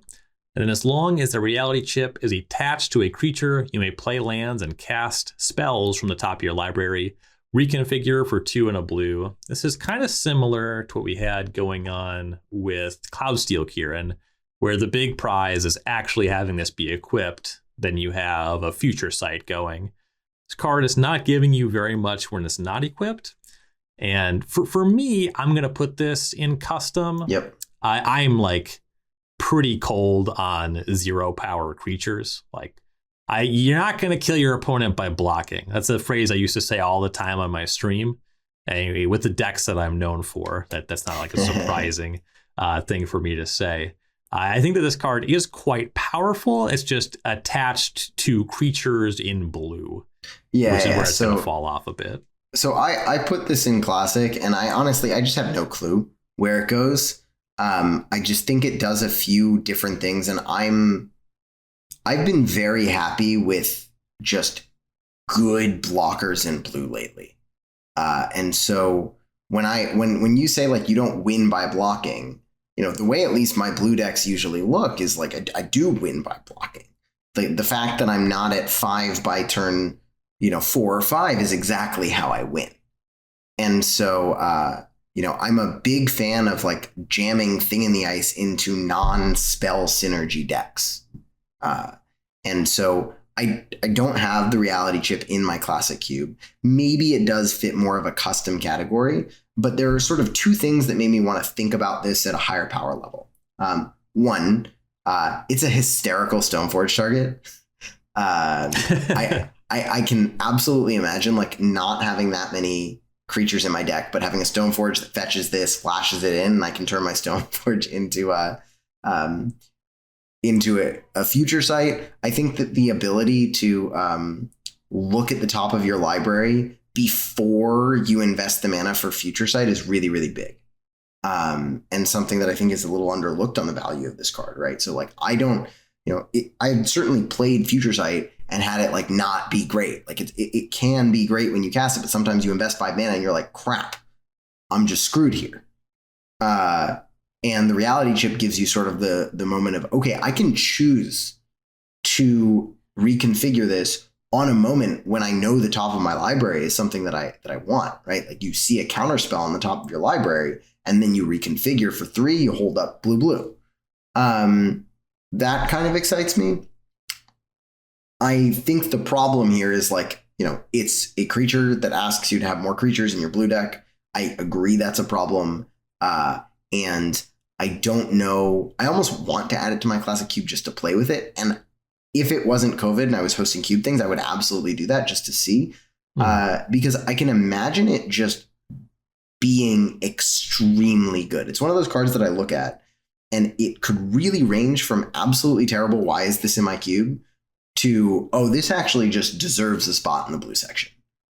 But the way that it plays, it almost asks you to build your blue decks differently. It asks you to think about the game differently. And so it's really hard to evaluate it. So that's why I put it in the Classic section, but it certainly may be better suited in the custom section. I'm not going to fight too hard for this one. Yeah, and for what you're saying about blockers, I'm gathering that you and I build and draft very different blue decks. That's certainly been a takeaway from these first couple of cards for me here. It's probably also consistent with the Dak Faden comments as well. Yeah, right. Blockings for chumps. This card for me is cooler than it is good. I do still think it's very cool, and I want to try to fit it in somewhere. Being an artifact is actually a notable downside relative to enchantment as well. Something to point out, but I'm a fan of the jellyfish. I want what's best for the Reality Chip. Yeah. We'll see where it lies. Jellyfish equipment is a really sweet type. But that's it for our classic cards for blue. What's our first custom card? Our first custom card for blue is Acquisition Octopus, which is a fantastic name for a Magic card. It is 2 and a blue for an artifact creature. It's Equipment Octopus. An Equipment Octopus, not an Equipment Jellyfish. Whenever Acquisition Octopus or equipped creature deals combat damage to a player, draw a card with Reconfigure for 2, and it is a 2/2. So, peasant-style cubes that are looking for Ophidians. This is an interesting take on Ophidians that you get in sort of artifact synergy cubes. Something that, did you put this on the list? I don't think it was in mine, was it? I don't know if it was in yours. It's definitely on my list. Yeah. So I'm curious to hear about it because it was a card that I looked at, and the exact reason I didn't put it on my list was my negative experience with there was a 2-mana 1/1 with, it deals combat damage to a player, you draw a card, and then it had Disturb for 3 to move that as an enchantment on another creature. And I was excited for that card and limited, and ended up just not being very good at all, being pretty bad, which almost left a sour taste in my mouth when I was evaluating this uncommon with respect to that uncommon. So that's fair. Sell me on this one. Yeah, I'll say that Reconfigure is a lot different than Disturb for the purpose of this card. I'm imagining a cube where you have pretty heavy support in blue.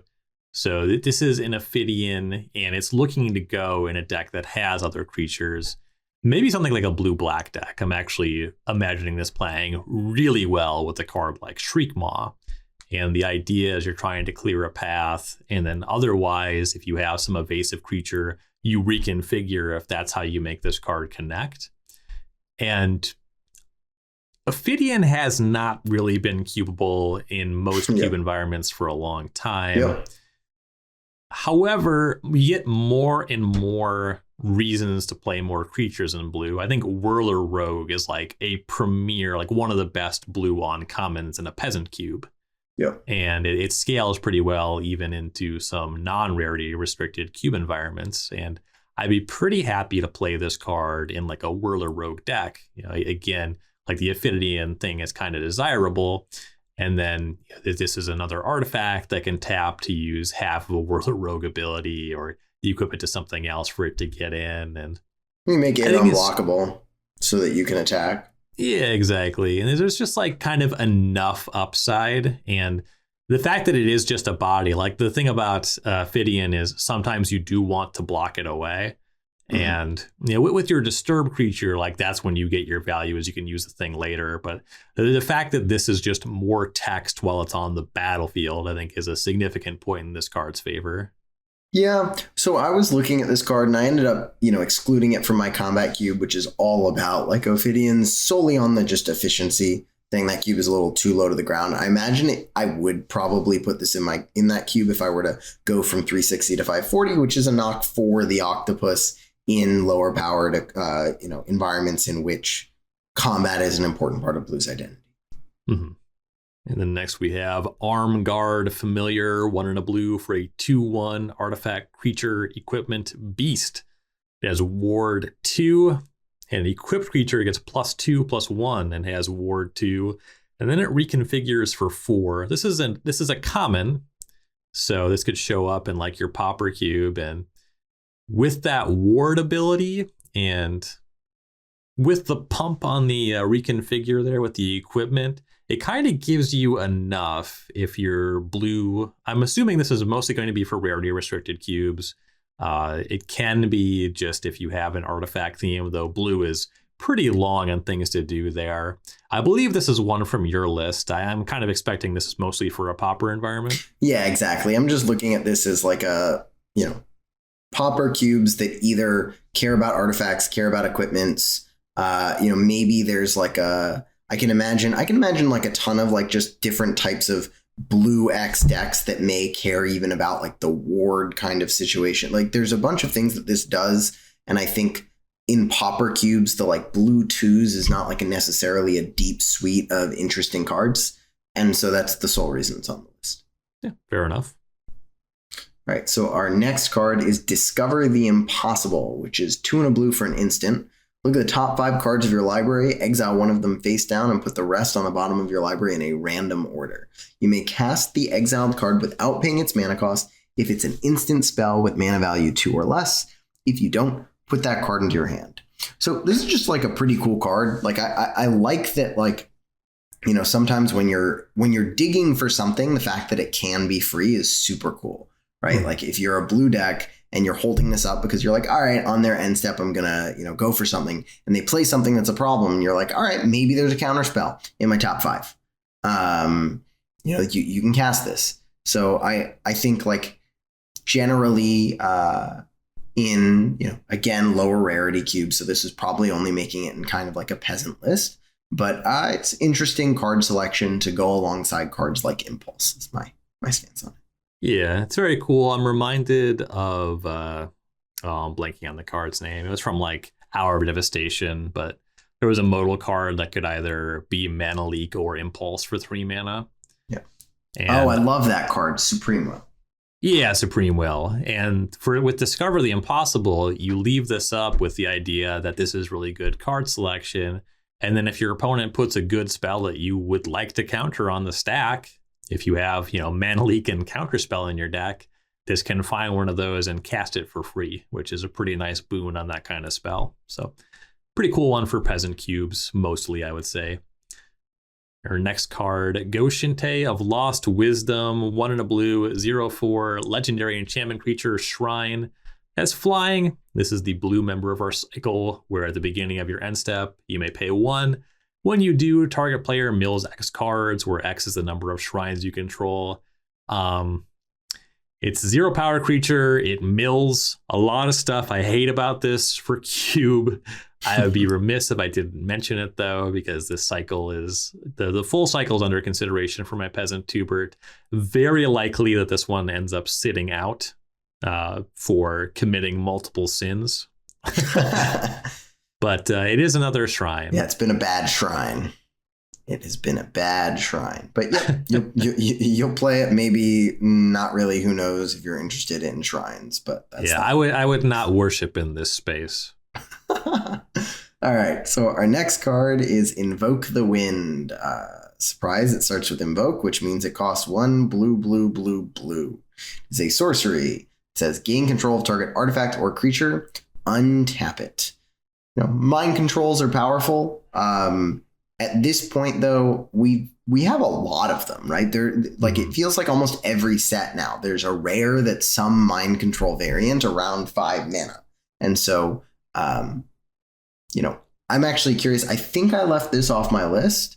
And the reason that I mostly did was that, like, I feel like there are other options if what I'm looking for is a mind control variant that don't cost quad blue.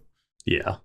I am generally cold on the card. I actually kind of like that it's quad blue because these effects are so powerful. Right. Like, maybe it's incentive for, like, look, mind control is too good for this environment, but you know what? If you draft a mono blue deck, more power to you.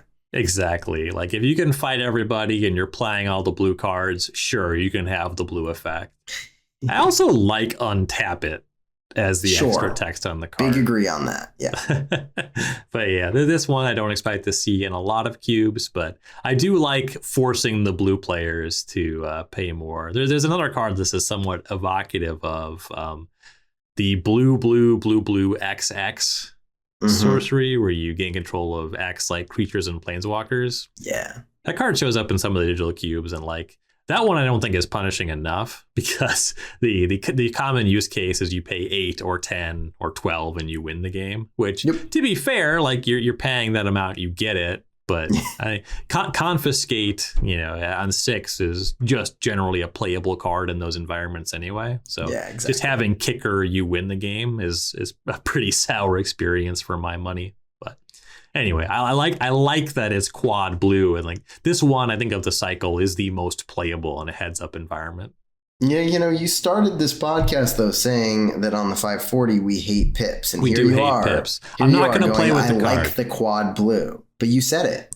Well, you said, I like the quad blue. Hate is closer to love than indifference. All right, fair. That's touche.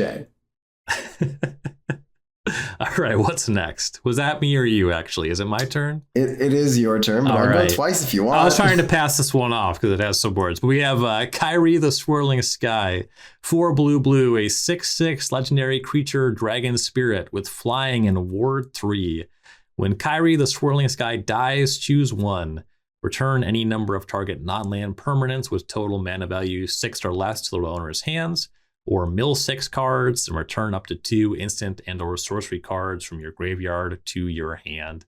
I don't know if we mentioned that this was a cycle as well, but similar to original Kamigawa, we're having a good dragon in each color. I guess all the original ones weren't good. You know, Jugan was pretty weak.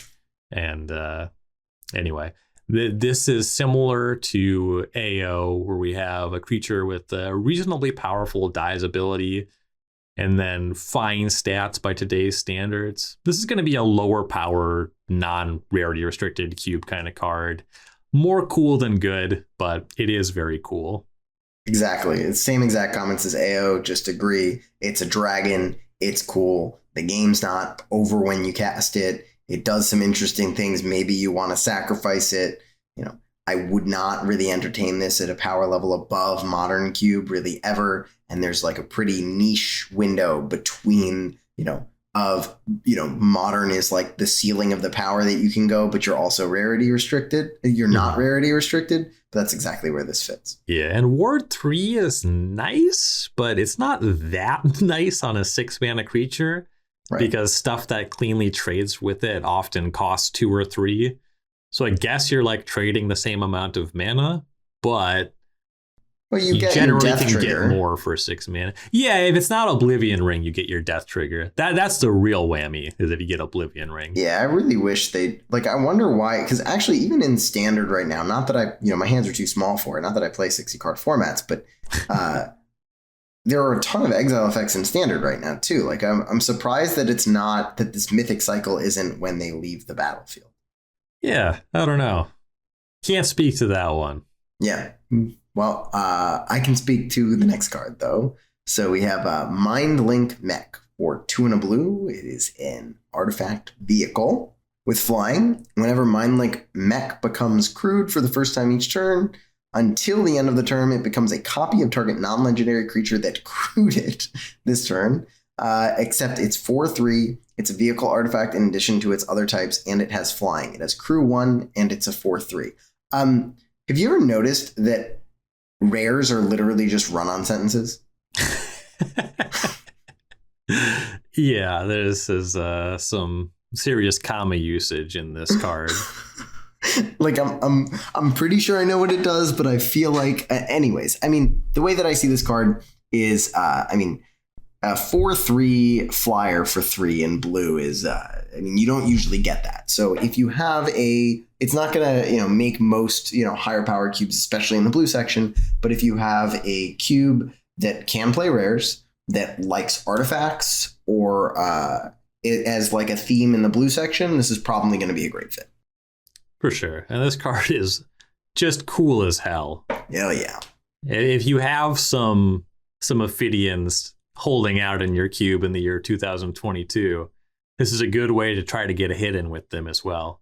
Crew 1, that's just nice. Maybe I should entertain this for my combat cube. I wasn't thinking about that it gains the hit abilities. Yeah, it does it all. I mean, I keep thinking about Phage the Untouchable. That's not realistic, but that would be a cool pairing for the card as well. That is There's like some other cards that have like pretty brutal hit triggers. I don't remember what Master of Cruelties does, but I know you don't want to get hit by it, and this could be an interaction. I think they go to 1. They go to 1. Something like that. That's a low life total. Yeah. That's a combination. But yeah, that's a cool card. I do hope to play with that. I'll figure something out for sure, because I just really want to play with that card. Yeah, it's a cool one. All right. Next we have Mirror Shell Crab, 5 blue for a 5/7 artifact creature crab with ward 3. Channel, 2 and a blue, discard Mirror Shell Crab, counter target spell or ability unless its controller pays 3. So you have a slightly inefficient mana leak and a giant crab. This is going right into Pauper. Yep. Probably in a good clip of Peasant cubes, with the idea being, I guess they have some common, like, is Late to Dinner a common? Yes, it is. You can actually have a, there are quite a few common reanimation spells. Nice. Yeah, when I was keeping up my Pauper cube, we didn't have those so much. But the kids these days are spoiled. Yeah, I mean, this card is actually one of the ones I'm more excited about. I also didn't realize it was or ability too. So it's a stifle. Mm-hmm. Yeah. Which is awesome. And like, hey, look, artifact synergies, a 5/7 ward 3. It's not like, it's a good blocker. It can do things. You can reanimate. Like this card just does all the things. To be honest, I think this card is legitimately better than a lot of 3-mana counterspells that I see people play in classic cubes. Like I would rather have this card than quite a few of the like 1 blue cancel variants that you could end up seeing and not being so surprised about in a legacy cube. I think this would be better in a legacy cube than those cards. Because the ability to, counter to stifle, the fact that I don't know, maybe you randomly tinker it because you drew your tinker target. But yeah, that's it about that card. Do you have any other comments on it? No, that's right. What I got. Then we'll move on to Mnemonic Sphere, which is 1 and a blue for an artifact with the activate ability of you can pay 1 and a blue and sacrifice Mnemonic Sphere to draw 2 cards. And as channel for a blue, you can discard Mnemonic Sphere and draw a card. So this is basically the next coming of Hieroglyphic Illumination, right? Like it's literally the same. Like you can play, you can cycle it to draw a card, or you can draw 2 later. You gain artifact synergies, you lose instant and sorcery synergies, and you get to you can't, if you draw it and you really want to draw 2 and you don't have double blue, you can't. So that's a downside, but you can also pay the installment over multiple turns. This is Courier's Capsule Erasure. What's Courier's Capsule? It's this same card except without the channel ability. Okay, but that card's way worse. Yeah, it doesn't have the channel ability. Yeah, channel ability is the ability you're going to use. Like I think Courier's Capsule also taps to use the ability. It is interesting that this one does not tap. I just noticed that. Maybe I feel like that's like didn't old artifacts you used to like need to tap to use the ability or something? How old is Courier's Capsule? It's not that old, okay? It's from Shards of Alara. Oh, I was playing during Shards of Alara, so I just don't remember the card. Okay. There's some stuff like improvise, using this with mana with Urza. I don't know how many cubes are going to have this and Urza, but some, Well, I don't think it's crazy to put Hieroglyphic Illumination in a higher powered cube if like your literal goal is to maximize the number of cantrips that you have, just like sheer maximize. This card also can just like hang in a cube that has Tinker. Like you play this and sometimes you draw cards and sometimes you turn it into Blightsteel Colossus. So yeah, I guess it is pretty reasonable to have this in the same cube as Urza. Yeah. Doesn't have cycling though. It has channel, discard it, draw a card. You can't tell me this card doesn't have cycling. It's not how it works. The card it's like I'm looking, like it's literally, it's if you were to look at the Oracle text, does Oracle text remove the like weird, because this is like a special kind of word that doesn't mean anything, right? It's like how channel like is it's like how landfall isn't really an ability word. Yeah. Right. So because of that, right, like the literal Oracle text or whatever on this card and the same exact card, but you replace channel with cycling is the same. There is no difference. This does work with Drakehaven. It does not work with Astral Slide. That's the difference. Fine.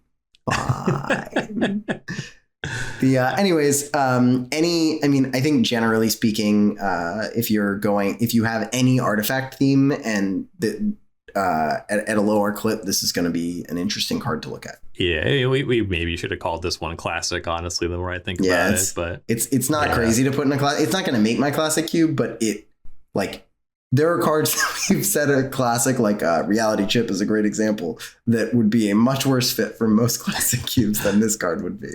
Right. All right, next up we have beloved by the 540 Moon Circuit Hacker.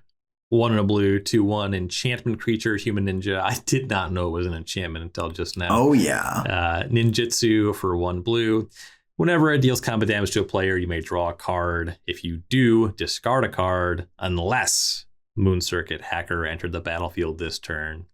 In many ways, an upgrade over Ninja of the Deep Hours. Loses a second point of toughness. After the first hit, you do have to start discarding cards. Cheaper to play, cheaper ninjutsu. Big fan anywhere you have a blue, aggressive, evasive creature deck kind of going. Yeah, I mean, this is one of my favorite cards in the entire set. I view this as like, it's hard for me to picture a Pauper Cube in which this is not a good card to include. And then all of the other things it does, it's just going to make it into so many novelty cubes, from the enchantment subtype to the ninjutsu ability. I will be getting my hands on a, like, whatever the most shiny, fancy copy of that card that I can. Nice. Very, very happy with the existence of this card. So our next card is Moon Snare Prototype, which is an artifact for a single blue mana, with the ability you can tap it and tap an untapped artifact or creature you control to add a colorless mana to your mana pool. It has Channel for 4 and a blue. You can discard Moonsnare Prototype, and the owner of target non-land permanent puts it on the top or bottom of their library. So first thing, this has one of my least favorite lines of text that I see in every limited format now, which is on the top or bottom of their library, that the owner of target puts it there. Like that text, I want to be able to put things on top of my opponent's library if I want to. Like I will speak out in defense of that. It really sucks to put a card you don't want to have on top of your library on top of your library. That's why I want to do it to my opponents. Right. Yeah, I figured that was your angle.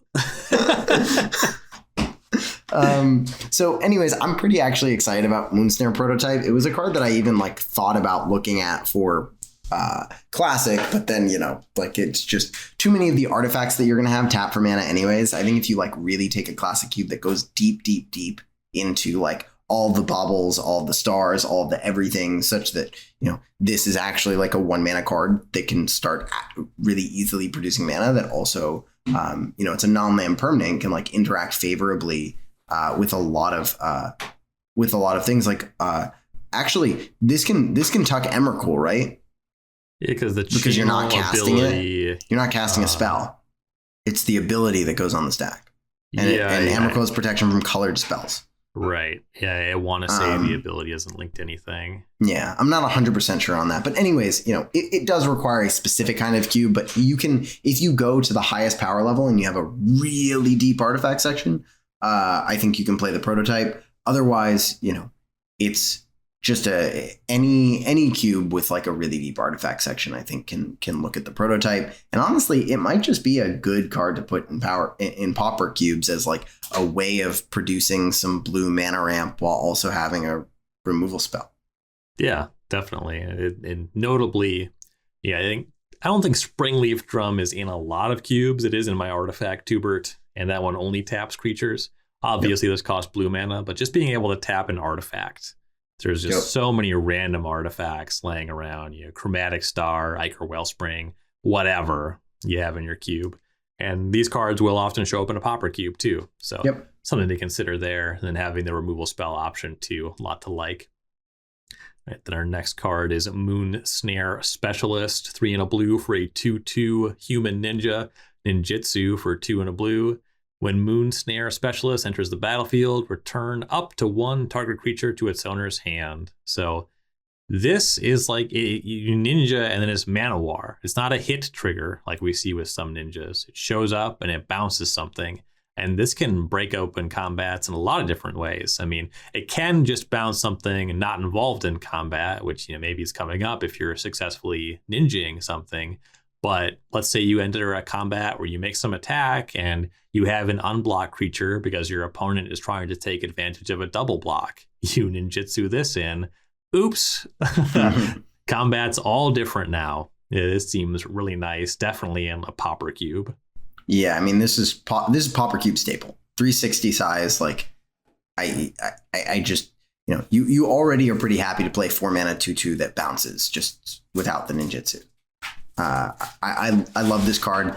It's going to be a pain in limited. Like for exactly what you just said, you can't double block blue decks because of the existence of this card. It's just not an option in limited. Unless you can set it up to not get blown out by it, of course. But you just always have to think about it. This is a great common for any rarity restricted cube. Our next card is Network Disruptor, which is one of my favorite commons from the set. It costs a single blue mana. It is an artifact creature, Moonfolk Rogue. It is a 1/1 flyer with the ability when Network Disruptor enters the battlefield, tap target permanent. So this is your ninjutsu enabler, right? Like it is your 1 mana, 1/1 flyer that can go in any cube that has ninjutsu and be evasive so that you get to ninja it in. But also because you pick it up from ninjutsu, it pushes your ninja in the next turn too, which is awesome. So from my perspective, it's the best flying man variant for cubes that support ninjutsu. It's also awesome that it's an artifact. I'm so excited now to change, to update my combat cube because ninjutsu is a big part of it, but also all of these incidental artifacts are going to let me build artifacts as a theme through basically every possible color combination except for maybe green. Mm-hmm. I'm not exactly sure on that yet, though. Yeah, green is usually the hardest when it comes to artifact synergies. But that was a really good point about this card is playing it again the turn after you ninja something in, returning this, just getting that tap ability, which I hadn't thought all the way through. So definitely should show up at the very least in your popper cube if you're getting up to ninjas, which we agree you should be. And then even non-rarity restricted cubes definitely can show up for support there as well. And then we have another ninja. This is Prosperous Thief, 2 and a blue for a 3/2 with ninjutsu, 1 and a blue. Whenever one or more ninja or rogue creatures you control deal combat damage to a player, create a treasure token. Incidental treasures they're difficult to compare. They're generally worse than drawing a card, except when they're not. You know what I mean? Like when they facilitate you double spelling in a turn and you get to do that before your opponent, they're actually a huge deal. This is an uncommon, so it's not going to work in a pauper cube. And it's probably lower power level than the other ninjas that we described, but it's perfectly castable as a 3 mana 3/2. The treasure tokens are definitely of some value. Certainly, if your ninja theme is returning creatures with good enter the battlefield abilities to your hand, or you otherwise care about creatures enter the battlefield, I do like this card well enough, though I will admit it's less exciting than some of the other ones we've seen. Yeah, this is one of the few ninjas that's going... I mean, I actually shouldn't say few because there's so many in the set. This is one of the ninjas in the set that isn't going to make it into my combat cube. I just doesn't do enough there. I think this would have fit really, really well into many pauper cubes, but once you push a little bit higher on the power spectrum to not being rarity restricted or even peasant, it's a little hard to justify the slot on the card, but it's a really cool card, and I imagine it's going to have, yield some fun gameplay. Yep. All right, so next we have Reality Heist, which is 5 blue for an instant. This spell costs 1 less to cast for each artifact you control. Look at the top 7 cards of your library. You may reveal up to 2 artifact cards from among them and put them into your hand. Put the rest on the bottom of your library in a random order. So this one is hard for me.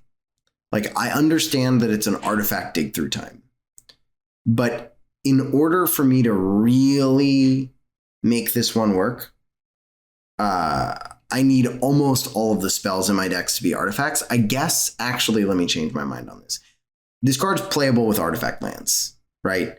If you have the artifact lands, then it's way easier to hit a higher density, and this card can do some really cool things. But one of the things, even if you have just a generic artifact synergy, if you have 10 artifacts in your deck, 10, which is 50% of the spells in your deck, I don't think this card is very good.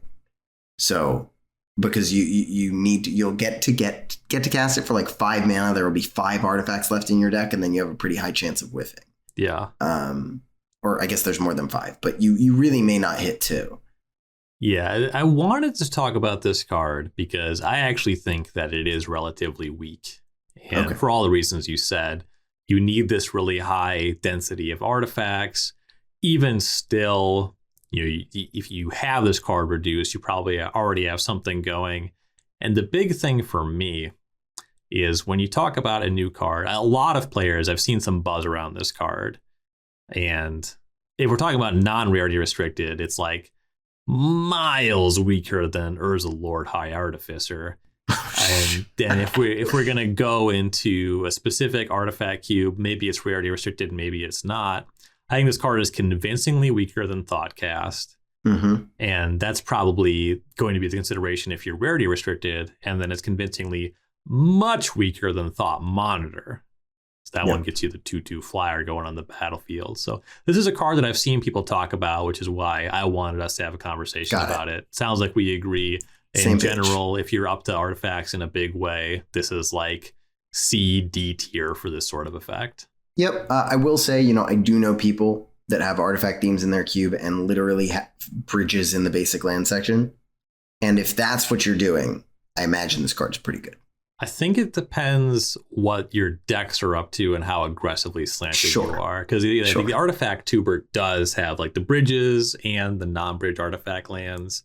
And there's just too many other things that matter immediately on the battlefield. And the fact that it only finds artifacts is actually a huge beat. Right. No. I meant you don't have to draft them. I meant like they have the artifact lands in the basic land you section. Get to play as many as you want. Like that instead of playing the texture. Instead of playing basic island, you play the Cyanod one. Seed of the Cyanod.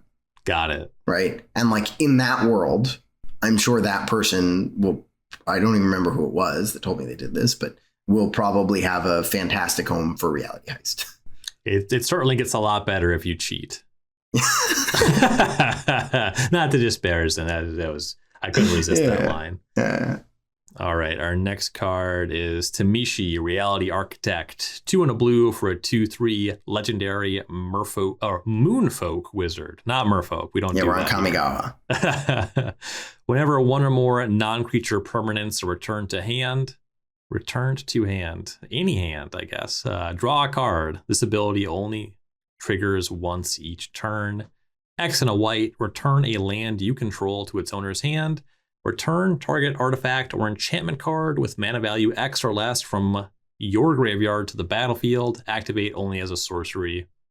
So you have that kind of Moonfolk ability where you return a land for some effect here.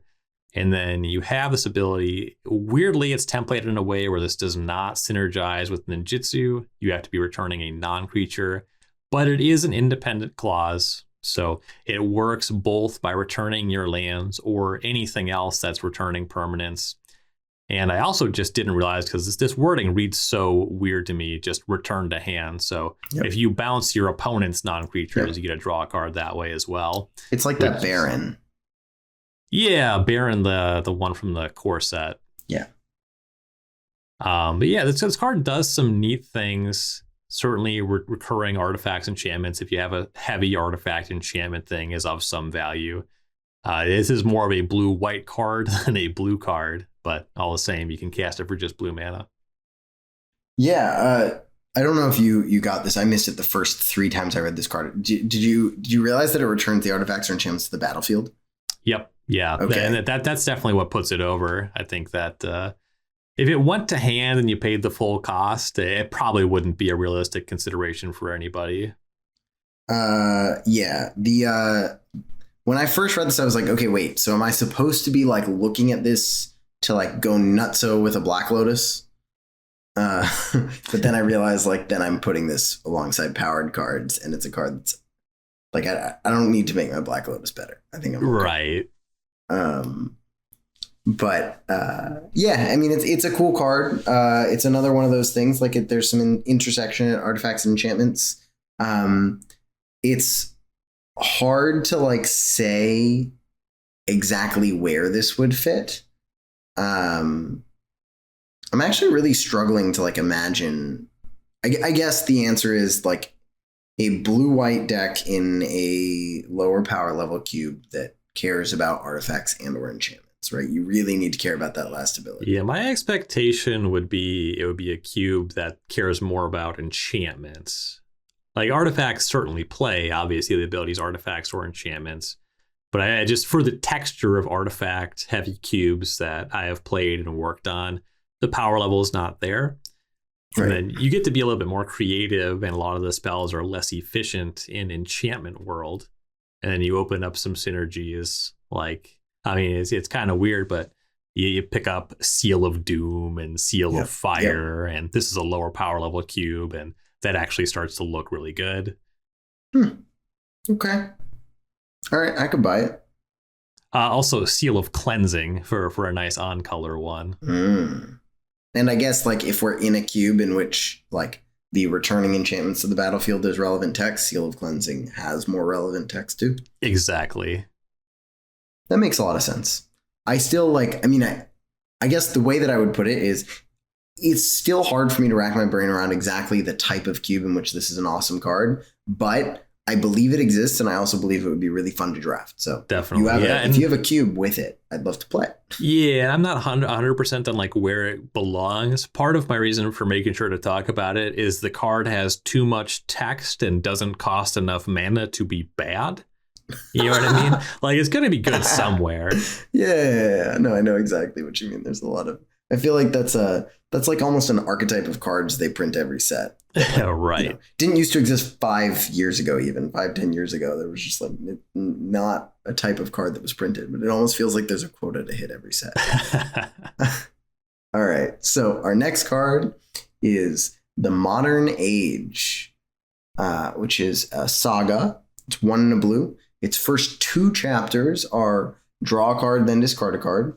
And then, like, I believe it's 100% of the sagas in the text. The 3rd chapter, it transforms into a 2/3 flyer, and it is a common. So, are you thinking about this for Pauper Cube? Yeah, that's where I'm at with it. It's like a different take on Merfolk Looter and an attack. Like, the 2/3 body actually starts to really matter. A lot of 2/2s and 1/1s hanging out in Pauper. Yeah, you know, it's kind of funny. Like, I could see it just being, you say a new take on Merfolk Looter, but what if it's just better? Like, just in an overwhelming majority of decks, better than Merfolk Looter. I understand that Looter, like, you know, smooths you for the rest of the game, but also this is guaranteed to get you to loot twice, which we already know how much I like. And then the 2/3 flyer is way better than a 1/1.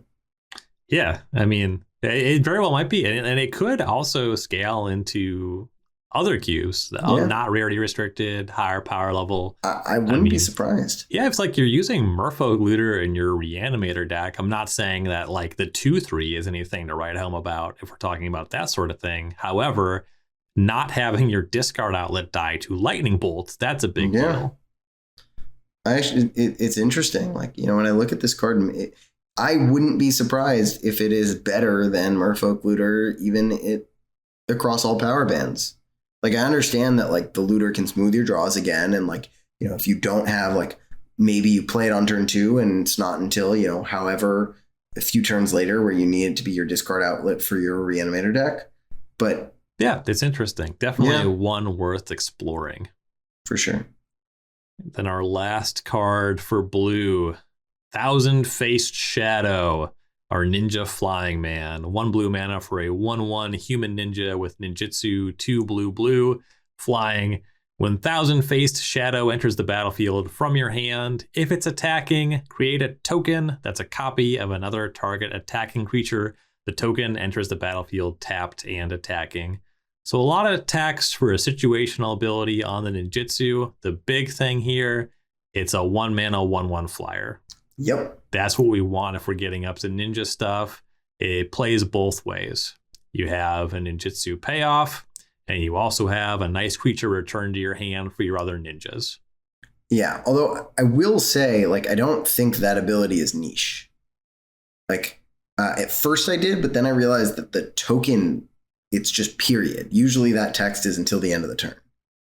Right. Right. So you get to keep the token around. And then I started realizing, like, okay, if you're playing this card, you're in a lower powered environment where you care about ninjutsu and you care about, combat in your blue decks. And, like, one of the things that you can actually do with this card, if you have like 5 mana and another ninjutsu card, is you can just start, like, shuffling your ninjas around, because this isn't a non-hit. it's an ETB. So you have, like, let's say you have the circuit, you have like a 1-mana ninja in your hand, or even like one of your ninjutsu, your circuit is the thing that goes unblocked, and you can just like put this thing into play, make a copy of a thing, and then put your ninja back, putting this back into your hand. I don't know. There's like a lot that this card does. Mm-hmm. And it gets me really excited. But you're right. Like, the main part of this, the main reason we're excited is like, hey, look, we're interested in, 1-mana, 1/1 flyers if we're interested in ninjutsu. But that, I don't know, that 4-mana ability, maybe this is just my Johnny talking and wanting to do crazy things by making token copies. Like, that ability definitely snowballs in a big way. No disagreement there. I both am actively excited about the floor and think that it matters more for the card. Yep. Like, you're trying to like do the go off thing. That can definitely be broken up. The fact that the card contributes to the setup, that's all the point I'm trying to make, is that's the more important thing for me. Yep. But yeah, definitely a powerful addition to the Ninja Tribe. And we're going to have more of those, as that wraps up blue for Kamigawa Neon Dynasty. And next week, we'll be going into black and red. Were there any cards or any broad notes you wanted to touch on for blue and white before we wrap up the show this week? I mean, really, what I would like to say is, if you have a cube that is, pauper, peasant, just not at the highest power band, I really think that this that the blue way that blue is designed in Kamigawa should get you to look at your blue decks generally and see if you could make games care about combat more, if that's what you want.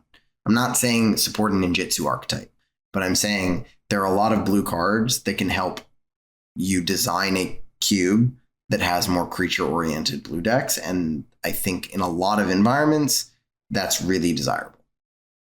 For sure. Yeah, definitely some stuff to look at there. And over the last few years, blue decks that care about combat have gotten tons of new tools. So no time like the present to reevaluate that. And I am Ryan Overturf. You can find me at Ryan Overdrive on Twitter. You can also find my articles weekly on StarCityGames.com. This week should be my top 10 cube cards from Kamigawa Neon Dynasty. And then every week I'm writing about many things cube over on the website. So check that out. Ryan Saxe, where can we find you? All right. My name is Ryan Saxe. You can find me at RC Saxe on Twitter. Every Tuesday and Thursday, I am writing for StarCityGames.com about Kamigawa Neon Dynasty Limited on Tuesday and Thursday this week. Generally, what you'll see from me are articles that walk through my process in a draft. So we'll go through, pack 1, pick 1, pack 1, pick 2, and then maybe pack 2, pick 1 or something during a draft that I did on Neon Dynasty. For this week, those drafts are going to be simulated because I can't play with the cards yet, but that doesn't mean that we can't try and answer those questions. Additionally, you'll probably start seeing me streaming on twitch.tv/Ryan C, as in Charles, Saxe. And I'll be playing Kamigawa Limited as well there. Nice. Yeah, if you're into Limited, definitely check out Ryan's articles and stream. A wealth of knowledge. And he's so good at Limited that he has a robot do most of it for him. That's true. I do. If you like what you heard, and I hope you do because you listened to us for some 2 hours this week, we'd appreciate if you would subscribe to the 540 wherever you find your podcast, Apple Podcasts, Spotify, Google Podcast, Amazon, Stitcher, YouTube, wherever you found us, wherever you choose to listen to us in the future. Leave a review, leave a comment. We would greatly appreciate it. And we'll be back next week for the black and red cards from Kamigawa Neon Dynasty.